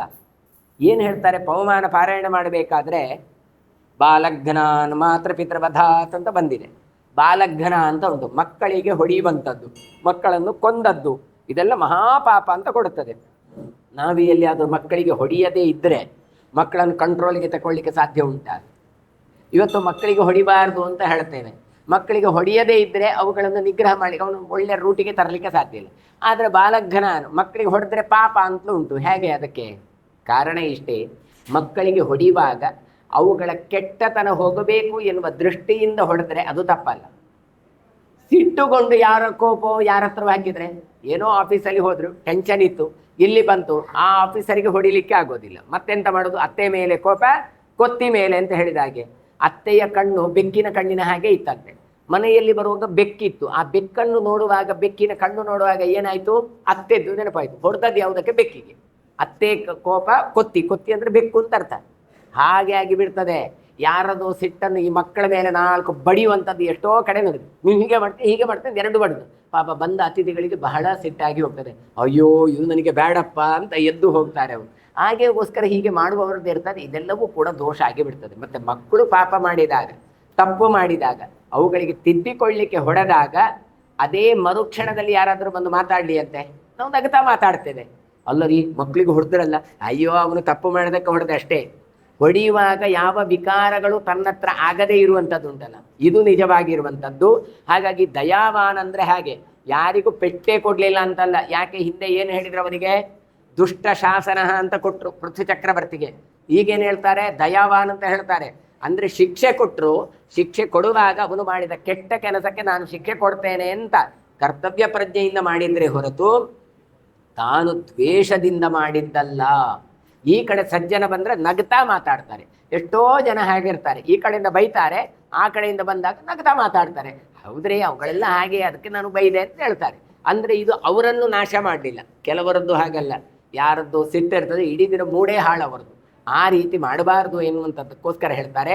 ಅದು ಗೊತ್ತಾಗೋದು ಹೇಗೆ ಹೇಳಿದರೆ, ಮುಂದಿನ ಶಬ್ದ ಹೇಳ್ತಾರೆ ಪ್ರಿಯ ಭಾಷಣ. ಒಳ್ಳೆ ಮಾತಾಡ್ತಾ ಇದ್ರು, ವಚನೆ ಕಾದರಿದ್ರದ್ದು ಒಳ್ಳೆ ಮಾತಾಡೋದಕ್ಕೇನು. ಇದು ಎಷ್ಟು ಹೇಳ್ತಾರೆ ಕೇಳಿದರೆ, ಗರುಡ ಪುರಾಣದಲ್ಲಿ ಹೇಳ್ತಾರೆ, ಒಂದು ಚೆನ್ನಾಗಿ ಮಾತಾಡದಿದ್ರೆ, ಮುಖ ನೋಡಿ ನಗಾಡದಿದ್ರೆ ಆತ ಪ್ರೇತ ಆಗಿ ಬಿಡ್ತಾನೆ ಅಂತ ಹೇಳ್ತಾರೆ. ಸೂಚಿ ಮುಖ ಅಂತ ಒಬ್ಬ ಇದ್ದ, ನೀನು ಯಾಕೆ ಪ್ರೇತ ಆದಿ ಅಂತ ಕೇಳ್ತಾರೆ. ಹೌದ್ರಿ, ನಾನು ಎಲ್ಲಿ ಯಾರ ಹತ್ರ ಹೋದ್ರೂ ಕೂಡ ಮುಖ ತಿರುಗಿಸ್ತಾನೇ ಇದ್ದೆ, ಅದಕ್ಕೋಸ್ಕರ ನನಗೆ ಹೀಗೆ ಕೊಟ್ಟರು ಅಂತ ಹೇಳಿದ್ರು. ಹೀಗೂ ಉಂಟ ಲೋಕದಲ್ಲಿ ಅಂತ ಹೇಳ್ತಾರೆ. ನೋಡಿ, ಖಾಲಿ ಇಷ್ಟೇ. ಏನು, ಯಾರಾದರೂ ಕೇಳಿದರೆ ಉತ್ತರ ಕೊಡಲಿಕ್ಕಿಲ್ಲ, ಮುಖ ತಿರುಗಿಸಿ ಹೋಗು, ಹೀಗೆ ಮಾಡಿದರೂ ಪ್ರೇತ ಆಗಿ ಬಿಡ್ತಾನೆ ಅಂತ ಕೊಡ್ತಾರೆ. ಅಂದರೆ ಒಳ್ಳೆಯ ಮಾತನ್ನು ಆಡಬೇಕು, ಮುಖದಲ್ಲಿ ನಗುವನ್ನು ತರಿಸಿಕೊಳ್ಳಬೇಕು. ಇದೆಲ್ಲವೂ ಕೂಡ ನಮ್ಮ ಸಜ್ಜನಿಕೆ, ಇದೆಲ್ಲವೂ ಪ್ರಿಯ ಭಾಷಣ. ಒಳ್ಳೆ ರೀತಿಯಾಗಿ ಮಾತಾಡ್ತಾ ಇದ್ದ. ಇವನಿಗೆ ಎಷ್ಟೇ ಟೆನ್ಷನ್ ಇದ್ದರೂ ಕೂಡ ಅದನ್ನು ಕೊಡದೆ ತಾನು ಚಕ್ರವರ್ತಿ ಆಗಿದ್ದವ ಹೇಗೆ ಇರಬೇಕು ಎನ್ನುವಂಥದ್ದನ್ನು ಕೊಡ್ತಾ ಇದ್ರು. ಹಾಗಾಗಿಯೇ ಗೊತ್ತಾಗ್ತಾ ಇತ್ತು, ಇವ ದುಷ್ಟರನ್ನು ಮರ್ದನೆ ಮಾಡಿದ್ರು ದಯಾವಂತ ಅಂತ ಗೊತ್ತಾಗ್ತಾ ಇತ್ತು. ಮಾನ್ಯೋ ಮಾನಯಿತ ಯಚ್ಚ ಯಜ್ವ ಬ್ರಹ್ಮಣ್ಯ ಸತ್ಯಸಂಗ್ರಹ ಶಮಶಾಂತಶ್ಚ ನಿರತೋ ವ್ಯವಹಾರ ಸ್ಥಿತೋ ನೃಪಃ. ಆಮೇಲೆ ಇವ ಮಾನ್ಯ ಅಂತ ಹೇಳ್ತಾ ಇದ್ದೆ. ಮಾನ್ಯ ಅಂದರೆ ಎಲ್ಲರಿಂದಲೂ ಗೌರವಿಸಲ್ಪಡುವವ. ಯಾರಾದರೂ ರೆಸ್ಪೆಕ್ಟ್ ಕೊಡಲಿಲ್ಲ, ನನಗೆ ರೆಸ್ಪೆಕ್ಟ್ ಕೊಡಲಿಲ್ಲ, ಗೌರವ ಕೊಡಲಿಲ್ಲ ಅಂತ ಎಷ್ಟೋ ಜನ ಹೇಳ್ತಾರೆ. ಯಾಕೆ ಕೊಡಬೇಕು ಸ್ವಾಮಿ? ನೋಡಿದ ಕೂಡಲೇ ಅವರಿಗೆ ಗೌರವ ಕೊಡುವ ಹಾಗೆ ನಾವಿರಬೇಕು ಅಂತ ಹೇಳ್ತಾರೆ. ಹಾಗಾಗಿ ಗೌರವ ಎನ್ನುವಂಥದ್ದು ತಾನಾಗಿ ಬರುವ ಹಾಗಿರಬೇಕು ಹೊತ್ತು ತಾನು ಕೇಳಿ ಹೇಳಿಸಿಕೊಳ್ಳುವ ಹಾಗೆ ಆಗಿರಬಾರದು. ಯಾವತ್ತೂ ಹೇಳೋದಂತುಂಟು, ಈ ಟಿ ವಿಯಲ್ಲಿ ಎಷ್ಟೋ ಜನ ಇಂಟರ್ವ್ಯೂ ಇತ್ಯಾದಿಗಳೆಲ್ಲ ಮಾಡ್ತಾರೆ. ಎಷ್ಟೋ ಜನ ಬಂದರೂ ಅಲ್ಲಿ ಮಧ್ಯದಲ್ಲಿ ಇಳ್ಕೋದು. ಯಾಕೆ ಕೇಳಿದರೆ ಅದರೊಳಗೆ ನಾನು ಬರಬೇಕು ಅಂತ. ನಾನು ಹೇಳೋದು, ಯಾರ ಜೊತೆಗೆ ನಾವು ಬರೋದಲ್ಲ, ನಮ್ಮನ್ನೇ ಅವರು ಬಂದು ಕೇಳುವ ಹಾಗಿರಬೇಕು. ಎಲ್ಲಿಯೋ ಇದ್ರು ಕೂಡ ನೀವು ಬನ್ನಿ ಅಂತ ಕೇಳುವ ಹಾಗಿರ್ಬೇಕು. ಆ ರೀತಿಯಾದ ಸಾಧನೆಗಳನ್ನು ನಾವು ಮಾಡಬೇಕೆ ಹೊರತು ಮತ್ತು ಯಾಕೂ ಅಲ್ಲ. ಇವತ್ತು ಎಷ್ಟೋ ಜನ ದೂರದರ್ಶನದಲ್ಲಿ ಮೂರ್ಖರ ಪೆಟ್ಟಿಗೆ ಅಂತ ಅದಕ್ಕೆ ಹೆಸರು, ಟಿ ವಿ, ಅದನ್ನು ನೋಡ್ತಾ ಇರ್ತಾರೆ. ಯಾವವರೆಗೆ ಅವರು ಅದನ್ನು ನೋಡ್ತಾ ಇರ್ತಾರೋ ಅವರು ಅದರ ಒಳಗೆ ಬರೋದಿಲ್ಲ. ಅವರು ಟಿ ವಿಯಲ್ಲಿ ಬರಬೇಕಾ, ಆ ಟಿ ವಿ ನೋಡೋದು ನಿಲ್ಲಿಸ್ಬೇಕು. ಇವರು ತಮ್ಮ ಪಾಡಿಗೆ ಏನು ಓದೋದ, ಸಾಧನೆ ಮಾಡೋದ, ಸಮಾಜ ಕೆಲಸವನ್ನು ಮಾಡೋದು ಮಾಡಬೇಕು. ಆಗ ಟಿ ವಿಯವರೇ ಬಂದು ನಿಮ್ಮದೆಲ್ಲ ಎಂಟ್ರಿ ಮಾಡಿ ಕರ್ಕೊಂಡು ಹೋಗ್ತಾರೆ. ಹಾಗಾಗಿ ನಾವು ಅದರ ಒಳಗೆ ಹೋಗಬೇಕೇ ಹೊರತು ಅವರು ಬಂದು ನಮ್ಮನ್ನು ಮಾತಾಡಿಸಬೇಕಾದ್ರೆ ನಾವು ಅವರನ್ನು ಮಾತಾಡಿಸುವ ಹಾಗೆ ಆಗಬಾರ್ದು. ಹಾಗಾದರೆ ಮಾನ್ಯ ಅಂದರೆ ಪೃಥು ಚಕ್ರವರ್ತಿ ಎಲ್ಲೇ ಇರಲಿ ಎಲ್ಲ ಬಂದು ಅವನಿಗೆ ಗೌರವವನ್ನು ಕೊಡ್ತಾ ಇದ್ರು. ಇವನು ಯಾರ ಹತ್ರವೂ ಕೂಡ ನನಗೆ ನಮಸ್ಕಾರ ಮಾಡಿ ಅಂತ ಹೇಳ್ತಾ ಇರಲಿಲ್ಲ. ಎಲ್ರಿಗೂ ಕೂಡ ಮಾನ್ಯ. ಹಾಗೆ ಅಂತೇಳಿ ಇವನು ಮಾತ್ರ ಅಲ್ಲ, ಇವನು ಇನ್ನೊಬ್ಬರಿಗೆ ಮಾನಯಿತ ಗೌರವವನ್ನು ಕೊಡ್ತಾ ಇದ್ದ. ಇವನು ತಾನೇ ಇದ್ದಲ್ಲ, ಇವನು ಮಾಡ್ತಾನೆ ಅಲ್ಲ, ಮತ್ತೊಬ್ಬರನ್ನು ಸನ್ಮಾನಿಸುವ ಸ್ವಭಾವವನ್ನು ಈತ ಪಡೆದಿದ್ದ. ಕೆಲವರದ್ದು ಹಾಗೆ, ಎಲ್ಲರೂ ನನಗೆ ನಮಸ್ಕಾರ ಮಾಡಬೇಕು, ನಾನು ಯಾರಿಗೂ ಮಾಡೋದಿಲ್ಲ ಅಂತ. ಇದು ಹಾಗಲ್ಲ, ತಾನೂ ಎಲ್ರಿಗೂ ಕೂಡ ಪ್ರೀತಿಯನ್ನು ತೋರಿಸ್ತಾ ಇದ್ದ. ಅವರು ಕೂಡ ಇವನಿಗೆ ಪ್ರೀತಿಯನ್ನು ತೋರಿಸ್ತಾ ಇದ್ರು, ಗೌರವವನ್ನು ಕೊಡ್ತಾ ಇದ್ರು. ಆಮೇಲೆ ಯಜ್ಞಶೀಲನಾಗಿದ್ದ. ಯಾಗ ಮಾಡುವುದೇ ಇವನಿಗೆ ಮುಖ್ಯ ಆಗಿತ್ತು. ಯಾಗ ಅಂದರೆ ನಮಗೇನು ಕಾಣುತ್ತೆ? ಕೇವಲ ಅಗ್ನಿಯಲ್ಲಿ ಆಹುತಿ ಕೊಡುವುದಷ್ಟೇ ಯಾಗ ಅಲ್ಲ. ಜ್ಞಾನ ಯಜ್ಞ ಇದೆ, ಎಲ್ಲವೂ ಯಜ್ಞಗಳೇ. ಯಜ ಅಂದರೆ ಏನು? ಭಗವಂತನಿಗೋಸ್ಕರ ಸಂಗತಿ, ಭಗವತ್ ಪ್ರೀತ್ಯರ್ಥವಾಗಿ ಮಾಡುವ ಎಲ್ಲ ಕೆಲಸಗಳೂ ಕೂಡ ಅದು ಇತ್ತು. ಹಾಗಾಗಿ ಇವನು ಏನು ಮಾಡಿದ್ರು ಕೂಡ ಅದು ಭಗವಂತನ ಚಿಂತನೆಯಿಂದ ಮಾಡ್ತಾ ಇದ್ದ. ಹಾಗಾಗಿ ಯಜ್ಞಶೀಲನಾಗಿದ್ದ ಅಂತ ಹೇಳ್ತಾರೆ. ಇಷ್ಟು ಮಾತ್ರ ಅಲ್ಲ, ಬ್ರಹ್ಮಣ್ಯ, ಬ್ರಾಹ್ಮಣರಿಗೆ ಸತ್ಕಾರವನ್ನು ಮಾಡುವುದರಲ್ಲಿ ಆಸಕ್ತನಾಗಿದ್ದವ. ಯಾಕೆ ಬ್ರಾಹ್ಮಣರಿಗೆ ಇಷ್ಟು ಗೌರವ ಕೊಡಬೇಕು? ಬ್ರಾಹ್ಮಣರು ಅಂದರೆ ಏನು? ಬ್ರಹ್ಮ ಅಣತಿ ಗಚ್ಚತಿ, ಭಗವಂತನನ್ನು ತಿಳ್ಕೊಂಡವರು. ನೋಡಿ, ಭಗವಂತನನ್ನು ತಿಳುವುದಕ್ಕೋಸ್ಕರ ತಮ್ಮೆಲ್ಲವನ್ನು ತ್ಯಾಗ ಮಾಡಿದ್ದರಿಂದ ಅವರಿಗೆ ನಾವು ಗೌರವವನ್ನು ಕೊಡಬೇಕು. ಹಾಗಾಗಿ ಯೋಗ್ಯ ಬ್ರಾಹ್ಮಣರು. ಹಾಗಾದರೆ ಬ್ರಾಹ್ಮಣರು ಅಂದರೆ ಏನು? ಭಗವಂತನ ಚಿಂತನೆಗೋಸ್ಕರ, ಭಗವಂತನ ಪೂಜೆಗೋಸ್ಕರ ತಮ್ಮೆಲ್ಲ ಜೀವನವನ್ನು ಮುಡಿಪಾಗಿಟ್ಟವರು, ಎಲ್ಲ ಸ್ಯಾಕ್ರಿಫೈಸ್ ಮಾಡುವವರೇ ಅವರು ಬ್ರಾಹ್ಮಣರು ಅಂತ ಅರ್ಥ. ತ್ಯಾಗ ಮಾಡಿದವರು. ಬ್ರಾಹ್ಮಣಸ್ಯ ಚ ದೇಹೋಯಂ ಕ್ಷುದ್ರ ಕಾಮಾಯ ನೇಷ್ಯತೆ ಅಂತ. ಯಾವುದೋ ತಿನ್ನುವ ಬಯಕೆಗಳಿಗೆ ಅಂಟಿಕೊಂಡು ತಾವು ಬದುಕುವವರಲ್ಲ. ಕ್ಷುದ್ರ ಕಾಮಾಯ ಅಥವಾ ಚಿಕ್ಕ ಚಿಕ್ಕ ಅಂಶಗಳಿಗೆಲ್ಲ ಎಲ್ಲವನ್ನು ಬಿಟ್ಟು. ನಾನು ಹೇಳ್ತಾ ಇದ್ದೆ, ಮಂಗಳೂರಲ್ಲಿ ವೆಂಕಟರಮಣ ದೇವಸ್ಥಾನಕ್ಕೆ ಪ್ರವಚನಕ್ಕೆ ಹೋಗ್ತಾ ಇದ್ದೆ. ಅಲ್ಲಿ ಹೋಗ್ತಾ ಇರಬೇಕಾದ್ರೆ ಎಲ್ಲರೂ ಹೇಳ್ತಾ ಇದ್ರು, ನೀವು ವೆಂಕಟರಮಣ ಕಾರ್ ಸ್ಟ್ರೀಟಿಗೆ ಹೋಗ್ತಾ. ಹೌದು, ಅಲ್ಲಿ ರಥಬೀದಿಯಲ್ಲಿ ಕಾರ್ ಸ್ಟ್ರೀಟಲ್ಲಿ ಒಂದು ಬೋಂಡ ಮಾಡ್ತಾರೆ, ಭಾರೀ ಪರಿಮಳ ಬರುತ್ತೆ, ಭಾರೀ ಒಳ್ಳೆಯದು ಅಂತ ಹೇಳ್ತಾ ಇದ್ರು. ಹಾಗೆ ಅಲ್ಲಿ ಹೇಳಿದೆ ನಾನು ಒಂದ್ಸಲ, ನಿಮಗೆ ಹೇಗೆ ಬರುವಾಗ ಬೋಂಡ ಪರಿಮಳ ಬರುತ್ತೋ ನಮಗೂ ಬರುತ್ತೆ. ನೀವು ಏನು ಹೇಳ್ತೀರಿ, ಭಾಳಿ ಅಂತ ಚರುಮುರಿ ಅಂತ ಶಬ್ದ ಬರುತ್ತೆ, ಎಲ್ಲ ಇಷ್ಟ ಆಗತ್ತೆ, ನಮಗೆ ತಿನ್ಲಿಕ್ಕೆ ಆಗೋದಿಲ್ಲ, ಆಸೆ ಆಗೋದಿಲ್ಲ ಅಂತ ಅರ್ಥ ಅಲ್ಲ. ಮತ್ತೇನು? ಬೇಡ ಅಂತ ಬಿಟ್ಟದ್ದು. ಹಾಗಾದರೆ ಇದು ಸ್ಯಾಕ್ರಿಫೈಸ್. ಅಂದರೆ ತಿನ್ನಬೇಕು ಅಂತ ಆಸೆ ಆಗೋದು ತಪ್ಪಲ್ಲ, ಆದರೆ ಅದು ತಿನ್ನಬಾರ್ದು ಅಂತ ತಾವು ತಿಳಿದು ಅದನ್ನು ತಿನ್ನದೇ ಕೂತ್ಕೊಳ್ಳೋದುಂಟಲ್ಲ, ಇದು ಗ್ರೇಟ್ನೆಸ್. ಸೊ ಇದು ಯಾವುದರಿಂದ ಬರ್ತದೆ? ಜ್ಞಾನದಿಂದ ಬರುತ್ತೆ. ಹಾಗಾಗಿ ಎಲ್ರಿಗೂ ಬಯಕೆಗಳು ಇರ್ತವೆ. ಆದರೆ ಬ್ರಾಹ್ಮಣನಾದವ ಇದು ನಾನು ಮಾಡಬಾರ್ದು ಅಂತ ತಿಳಿದು ಅದನ್ನು ಮಾಡದೇ ಇರ್ತಾನಲ್ಲ, ಇದು ಗ್ರೇಟ್. ಹೊರತು ಅವರಿಗೆ ಆಗೋದಿಲ್ಲ ವಿಕಾರಗಳು ಅಂತಲ್ಲ. ಯಾವಾಗ ತಾನು ತಿಳಿದು ಭಗವಂತ ಶಾಸ್ತ್ರ ಹೀಗೆ ಹೇಳಿದೆ, ಅದಕ್ಕೋಸ್ಕರ ನಾನು ಮಾಡಬಾರ್ದು ಅಂತ ತ್ಯಾಗ ಮಾಡ್ತಾನೆ. ಇವತ್ತು ಏಕಾದಶಿ, ಇವತ್ತು ನೋಡಿ ಎಲ್ರಿಗೂ ಉಂಟ ಗಮ್ಮತ್ತು ಮಾಡ್ತಾ ಇದ್ದಾರೆ. ನಮಗೇನು ತಿನ್ನಲಿಕ್ಕಿಲ್ಲ ಅಂತಲ್ಲ, ಫಲವಸ್ತುಗಳು ತಿನ್ಬಹುದಲ್ಲ, ನೀರು ಕುಡಿಬಹುದಲ್ಲ, ಆಹಾರ ತಗೊಳ್ಬಹುದಲ್ಲ. ಅದು ಹೇಳ್ತಾರೆ ಅಲ್ಲ, ಚಪಾತಿ ತಿನ್ಬಹುದಲ್ಲ, ಅದೇನು ಅನ್ನ ಅಲ್ಲ, ಅಥವಾ ಪೂರಿ ತಿನ್ಬೋದು, ಫಲವಸ್ತು ತಿನ್ಬಹುದು ಅಂತ. ಯಾವುದು ತಿನ್ಬಹುದು, ಆದರೆ ಯಾವುದು ತಿನ್ನಬಾರ್ದು ಅಂತ ತಿಳಿದು ತಿನ್ನದೇ ಇರೋದ್ರಿಂದ ಇದು ಬ್ರಾಹ್ಮಣ್ಯತೆ. ಭಗವತ್ ಪ್ರೀತ್ಯರ್ಥವಾಗಿ ಎಷ್ಟೋ ಸಲ ಹೇಳೋದೊಂದು, ಗಂಡ ಹೆಂಡತಿ ಜಗಳ ಮಾಡಿದರೆ ಸಿಟ್ಟು ಪರ್ಯವಸಾನೆಯಲ್ಲಿ ಊಟ ಮಾಡೋದಿಲ್ಲ ಅಂತ. ಯಾರ್ಯಾರಿಗೋ ಊಟ ಬಿಡೋದಲ್ಲ, ಕೃಷ್ಣನಿಗೋಸ್ಕರ ಊಟವನ್ನು ಬಿಡಬೇಕು. ಪಾಪ ಕೃಷ್ಣನ ಪ್ರೀತ್ಯರ್ಥವಾಗಿ ಬಿಟ್ಟಾಗ ಹೇಗೆ ಅವನು ಅನುಗ್ರಹ ಮಾಡ್ತಾನೆ. ಅವನು ಬಿಡಿ, ನಿಮ್ಮ ಮನೆಯಲ್ಲೇ ಕಾರ್ಯಕ್ರಮ ಇರ್ತದೆ, ನೀವು ಹೇಳ್ತೀರಿ ಮಧ್ಯಾಹ್ನ 1 ಗಂಟೆಗೆ ಎಲೆ ಹಾಕ್ತೇವೆ ಅಂತ, ಆಗ ನಾವೇನು ಹೇಳ್ತೇವೆ, ನಾನು ಬರೋದು ಸ್ವಲ್ಪ ಲೇಟ್ ಆಗ್ಬೋದು, ಪ್ರಾಯ ಮಠದಲ್ಲೆಲ್ಲ ಮುಗಿಸಿ ಬರುವಾಗ ಒಂದು 2 ಗಂಟೆ ಆಗ್ಬೋದು, ನೀವು ಕಾಯಬೇಡಿ ಅಂತ ಹೇಳಿರ್ತೇವೆ. ಆದರೂ ಯಜಮಾನನದವ ಏನು ಮಾಡ್ತಾನೆ, 1:15 1:45 ಗಂಟೆ ಆಗುತ್ತೆ, ಅವ್ರು ಹೇಳಿದ್ದಾರೆ ನನ್ನನ್ನು ಕಾಯಬೇಡಿ ನೀವು ಊಟ ಮಾಡಿ ಅಂತ ಹೇಳಿದ್ದಾರೆ ಅಂತ ಊಟ ಮಾಡ್ತಾನೆ. 2 ಗಂಟೆಗೆ ಬರ್ತೇವೆ, ಬರುವಾಗ ನಿಮ್ದೆಲ್ಲ ಊಟ ಆಯ್ತಾ, ಆಯಿತು ಅಂತ ಹೇಳ್ತೇವೆ, ಊಟ ಮಾಡ್ತೇವೆ ಹೋಗ್ತೇವೆ, ನಮಗೇನು ಅನಿಸಲ್ಲ ಅಲ್ವಾ. ಅವನು ಯಾಕೆ ನಮ್ಮನ್ನು ಬಿಟ್ಟು ಊಟ ಮಾಡಿದಂತ ಯಾರಾದರೂ ಗಲಾಟೆ ಮಾಡ್ತಾರಾ? ಯಾಕೆ ಹೇಳಿ, ನಾವೇ ಹೇಳಿದ್ದಲ್ಲ ನಾನು ಬರೋದು ಸ್ವಲ್ಪ ತಡ ಆಗುತ್ತೆ ನೀವು ಊಟ ಮಾಡಿ ಅಂತ ಹೇಳಿರ್ತೇನೆ, ಏನೂ ಅನಿಸಲ್ಲ. ಅದೇ ಒಂದು ವೇಳೆ ನಾನು 2 ಗಂಟೆ ಆಗ್ಬೋದು, ನೀವು ನನ್ನನ್ನು ಕಾಯಬೇಡಿ ನೀವು ಊಟ ಮಾಡಿ ಅಂತ ಹೇಳಿರ್ತೇನೆ, ನಾನು 1:45ಕ್ಕೆ ಬಂದೆ ಅಥವಾ 2 ಗಂಟೆಯೇ ಆಯಿತು ಅಂತ ಇಟ್ಟುಕೊಳ್ಳುವ. ಬಂದ ಮೇಲೆ ಅಲ್ಲ ನಿಮ್ಮದು ಊಟ ಆಯ್ತಾ? ಇಲ್ಲ ನಾವು ಊಟ ಮಾಡಲಿಲ್ಲ, ಪಾಪ ನಿಮ್ಮನ್ನು ಬಿಟ್ಟು ಹೇಗೆ ನಾವು ಊಟ ಮಾಡಿದ್ರೆ, ಛೇ ನಾನು ಹೇಳಿದಲ್ವ ನಿಮಗೆ ಊಟ ಮಾಡಿ ಅಂತ, ಆದರೂ ಊಟ ಮಾಡಲಿಲ್ಲ ಹೇಳಿದ ಕೂಡಲೇ ಅವನ ಮೇಲೆ ಬರುವ ಒಂದು ಭಾವನೆ ಹೇಗೆ, ಛೇ ನನಗೋಸ್ಕರ ಊಟ ಮಾಡಿದ್ದು, ನಾನು ಹೇಳಿದ್ದೇನೆ ಇಷ್ಟ ಆಗಿ ಅವರಿಗೆ ನೀವು ಊಟ ಮಾಡಿ ಕಾಯಬೇಡಿ ಅಂತ, ಆದರೂ ಕೂಡ ನನಗೋಸ್ಕರ ಇವರು ಊಟ ಮಾಡಿದ ಕೂತರು ಅಂತ ನಮಗೆ ಅವನ ಮೇಲೆ ಪ್ರೀತಿ ಅಧಿಕವಾಗಿ ಹೇಗಿರುತ್ತೋ ಹಾಗಾದರೆ ದೇವರಿಗೆ ಹೇಗೆ ಇರಬಹುದು? ಎಲ್ಲ ಪಂಚಭಕ್ಷ ಪರಮಾನ್ನಗಳು ಇದ್ದರೂ ಕೂಡ ದೇವರೇ ನಿನಗೋಸ್ಕರ ನಾನು ಯಾವುದು ಇದನ್ನು ತಿನ್ನೋದಿಲ್ಲಪ್ಪ ಅಂತ ಕೂತಾಗ ದೇವರು ನಮಗೆ ಎಷ್ಟು ಅನುಗ್ರಹ ಮಾಡ್ಯಾರು ಅಂತ ಆಲೋಚನೆ ಮಾಡಿ. ಏನು ಇಲ್ಲದೆ ಉಪವಾಸ ಮಾಡುವುದಕ್ಕಿಂತಲೂ ತಿನ್ನುವ ಸಾಮರ್ಥ್ಯ, ತಿನ್ನುವ ಕಾಲ, ತಿನ್ನುವ ಪದಾರ್ಥಗಳು ಇದ್ದರೂ ಕೂಡ ಇಲ್ಲ ಭಗವಂತನಿಗೆ ಇದು ಹರಿದಿನ, ಇವತ್ತು ಏಕಾದಶಿ ಮಾಡಲೇಬೇಕು ಅಂತ ಭಗವಂತನಿಗೋಸ್ಕರ ನಾವು ಒಂದು ವೇಳೆ ಬಿಟ್ಟರೆ ಖಂಡಿತ ಭಗವಂತ ನಮಗೆ ಅನುಗ್ರಹ ಮಾಡೇ ಮಾಡ್ತಾನೆ. ಒಂದು ವೇಳೆ ಇಷ್ಟರವರೆಗೆ ತಿಂದರೂ ಕೂಡ ಇನ್ನು ಮುಂದೆ ಆದರೂ ಕೂಡ ಏಕಾದಶಿ ಅಂತ ನೆನಪಾಯಿತು ಅಂತ ಹೇಳಿ ಇನ್ನು ಮುಂದೆ ಆದರೂ ತಿನ್ನುವುದು ಇವತ್ತು ನಿಲ್ಲಿಸಿದರೆ ಸ್ವಲ್ಪ ಮಪ್ಯಸ್ಯ ಧರ್ಮಸ್ಯ ತ್ರಾಯತೆ ಮಹತೋ ಭಯ, ಸ್ವಲ್ಪ ಧರ್ಮ ಆದರೂ ಕೂಡ ಮಹತ್ತಾದ ಒಂದು ಪುಣ್ಯವನ್ನು ಭಗವಂತ ಕೊಡ್ತಾನೆ.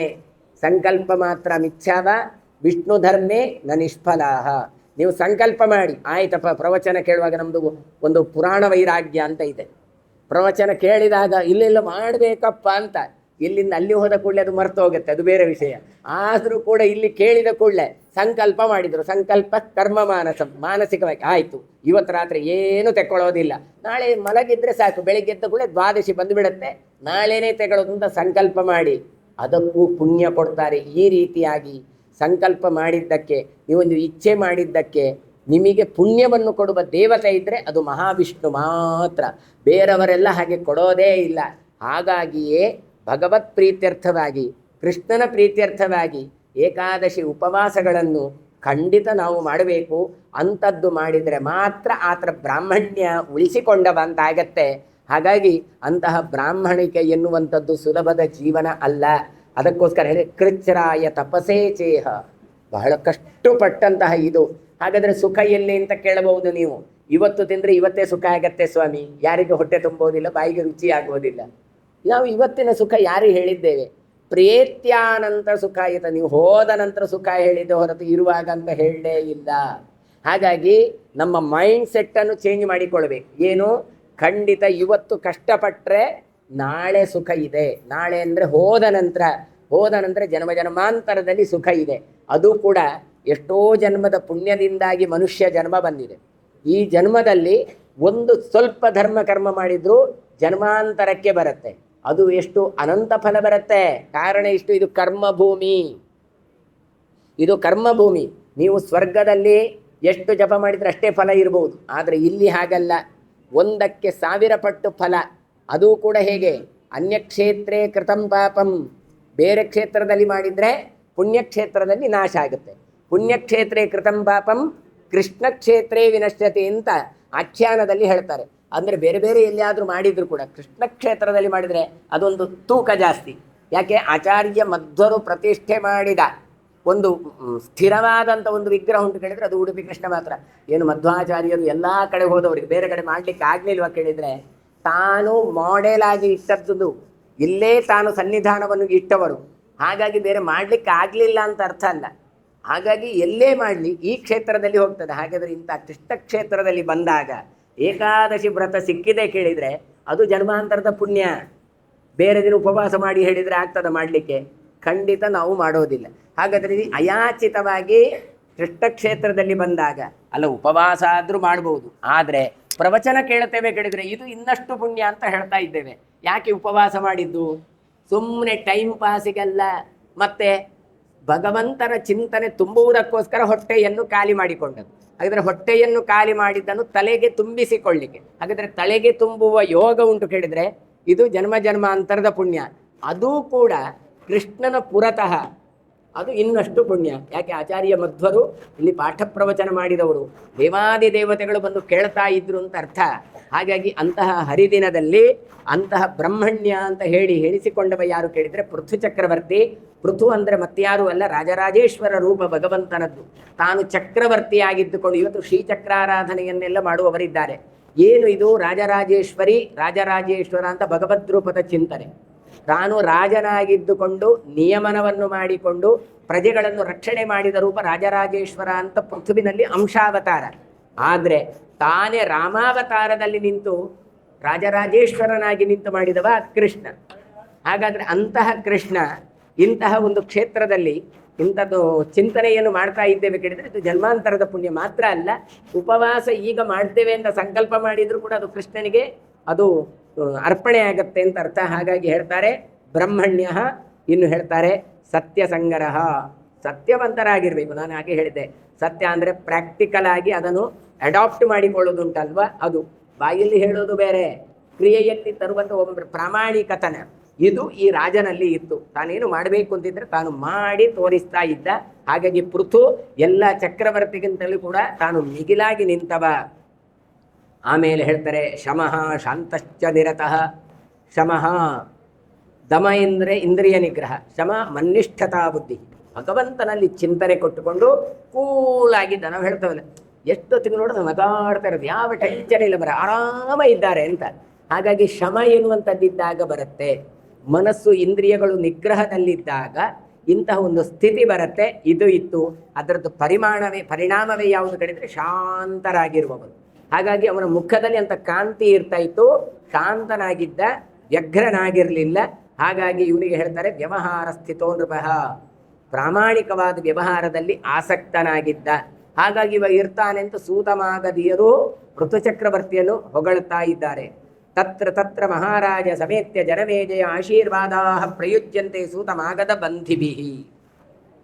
ಆಮೇಲೆ ಹೇಳ್ತಾ ಇದ್ದಾರೆ ಬಲಿಷ್ಠರಾದಂಥ ಚಕ್ರವರ್ತಿಗಳ ಮುಂದೆ ಯಾವ ಯಾವ ಕರ್ಮಗಳನ್ನು ನಾವು ಮಾಡ್ತೇವಲ್ಲ ಆ ಕರ್ಮಗಳ ಸಾಕ್ಷಿಗಳು ಯಾರು ಅಂತ ಕೇಳಿದರೆ ಈ ಮಾಗದ ಮಂದಿ ಮಾಗದರು ಅಂತ ಹೇಳ್ತಾರೆ. ಹಾಗಾಗಿ ಇವರು ಏನು ಮಾಡ್ತಾರೆ, ಇವರೆಲ್ಲ ಆಶೀರ್ವಾದದ ಮಾತುಗಳನ್ನು ಆಡ್ತಾ ಇದ್ದಾರೆ, ಅದೆಲ್ಲ ಆಗತ್ತೆ ಅಂತ ಅರ್ಥ. ಇಲ್ಲಿ ನಿಜವಾದ ಒಬ್ಬ ಜ್ಞಾನಿಗೆ ಇವರಿಷ್ಟೆಲ್ಲ ಹೊಗಳಿದ್ರೆ ಅಹಂಕಾರ ಅಡರೋದಿಲ್ಲ.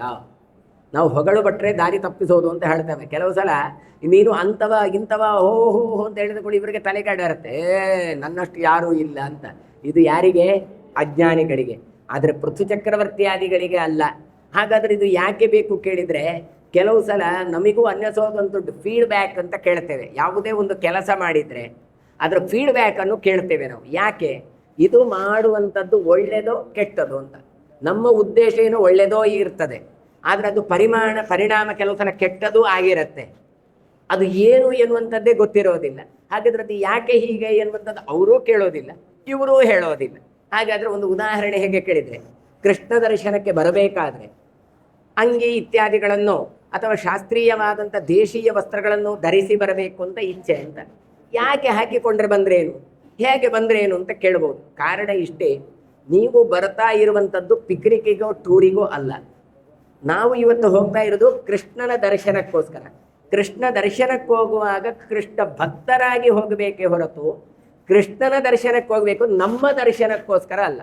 ಕೆಲವರೆಲ್ಲ ಸ್ಟೈಲ್ ಮಾಡಿಕೊಂಡು ಹೋಗ್ತಾರೆ.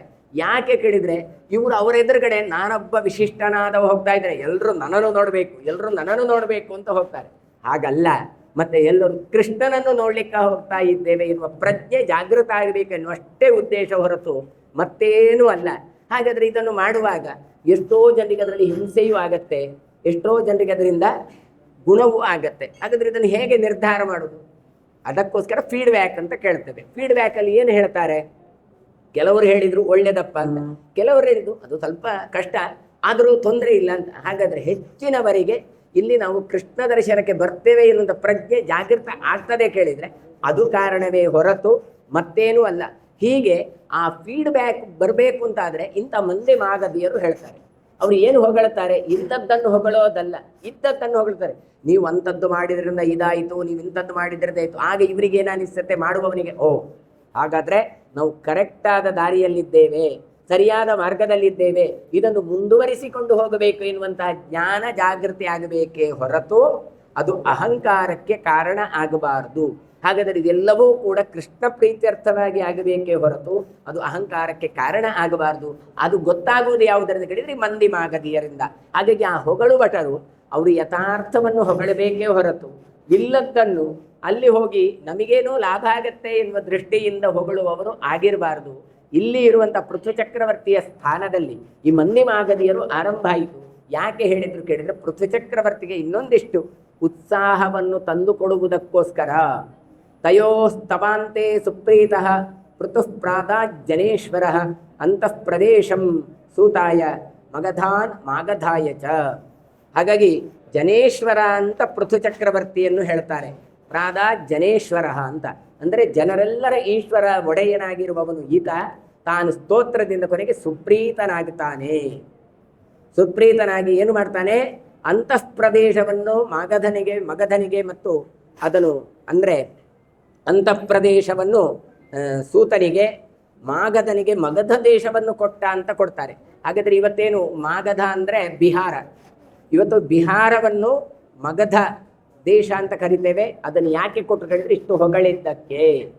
ಹಾಗಾದರೆ ಒಂದು ಕೆಲಸ ಆಗಬೇಕು ಹೇಳಿದರೆ ಒಂದಿಷ್ಟು ಹೊಗಳಿದರೆ ಒಂದಿಷ್ಟು ಕೆಲಸ ಆಗತ್ತೆ ಎನ್ನುವಂಥದ್ದನ್ನು ಇಲ್ಲಿ ಸೂಚನೆ ಮಾಡಿ ಕೊಡ್ತಾ ಇದ್ದಾರೆ. ತಂ ದೃಷ್ಟ್ವಾ ಪರಮಪ್ರೀತಾ ಪ್ರಜಾ ಪ್ರಾಹು ಸುನಿಶ್ಚಿತಂ ವೃತ್ತೀನಾಂ ಏಷನೋದಾತ ಭವಿಷ್ಯತಿ ಜನೇಶ್ವರ.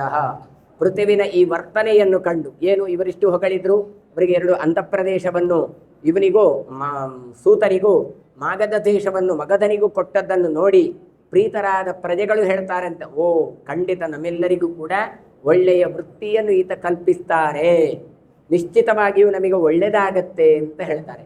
ಅದಕ್ಕೋಸ್ಕರವೇ ಸನ್ಮಾನಗಳನ್ನೆಲ್ಲ ಮಾಡುವಂಥದ್ದು. ಆ್ಯಕ್ಚುಲಿ ಆಲೋಚನೆ ಮಾಡಿ, ಸನ್ಮಾನ ಅಂತ ಕರಿತೇವೆ. ಏನು ಪಾಪ ಬಹಳ ಕಷ್ಟಪಟ್ಟಿರ್ತಾರೆ. ಇವರಿಗೆ ಬಂದಾಗ ಹೇಳಿದ್ರೆ ನಮ್ಮ ತುಳು ಭಾಷೆಯಲ್ಲಿ ಹೇಳೋದುಂಟು, ಸನ್ಮಾನ ಅಂದರೆ ಮತ್ತೇನು 2 ಕುಕ್ಕು 2 ಚಿಕ್ಕು ಅಂತ. ಕುಕ್ಕು ಅಂದರೆ ಮ್ಯಾಂಗೋ, ಮತ್ತೇನು ಇರೋದಿಲ್ಲ, 1-2 ಫ್ರೂಟು, ಒಂದು ಶಾಲು ಹಾಕಿ ಓ ನೀವು ಅಂಥವರು ಇಂಥವರು ಅಂತ. ಪ್ರಾಯ ದ್ವಾದಶಿ ಹೊತ್ತು ಸೂತ ಪುರಾಣಿಕರು ನಿರ್ಯಾಣಾದ ದಿನ ಅಂತ ಲೆಕ್ಕ. ಹಾಗಾಗಿ ದ್ವಾದಶಿ ಪ್ರದೋಷ ಕಾಲ ಆದದ್ದರಿಂದ ಪ್ರವಚನ ಇರೋದಿಲ್ಲ. ತ್ರಯೋದಶಿಯ ಹೊತ್ತು ಮತ್ತೆ ಚಿಂತನೆಯನ್ನು ಮುಂದುವರಿಸುವ ಅಂತ ಹೇಳ್ತಾ ಇವತ್ತಿನ ಪ್ರವಚನ ಮಂಗಳಗೊಳಿಸ್ತೇನೆ. ಶ್ರೀಕೃಷ್ಣ ಅರ್ಪಣ. ದ್ವಾದಶಿ ಪುರಾಣ ಇತ್ತು. ಪಾಡೂರಿ ಮಂತ್ರಾಕ್ಷತೆ, ಪಾಡೂರಿ ತುಳಸಿ ಪಾಡು. ನಾಳೆ ದ್ವಾದಶಿ ಇದ್ದದ್ರಿಂದ ಪುರಾಣ ಇಲ್ಲ. ಶ್ರೀಕೃಷ್ಣಾಯ ನಮಃ. ಓಂ ಶ್ರೀಕೃಷ್ಣ ಕಮಲಾನಾಥೋ ವಾಸುದೇವ ಸನಾತನಃ ವಸುದೇವಾತ್ಮಜಃ ಪುಣ್ಯೋ ಲೀಲಾಮಾನುಷ ವಿಗ್ರಹ. ಮಂತ್ರಾಕ್ಷತೆ ಇತ್ತು, ತುಳಸಿ ಲೀಲಾಮಾನುಷ ವಿಗ್ರಹ.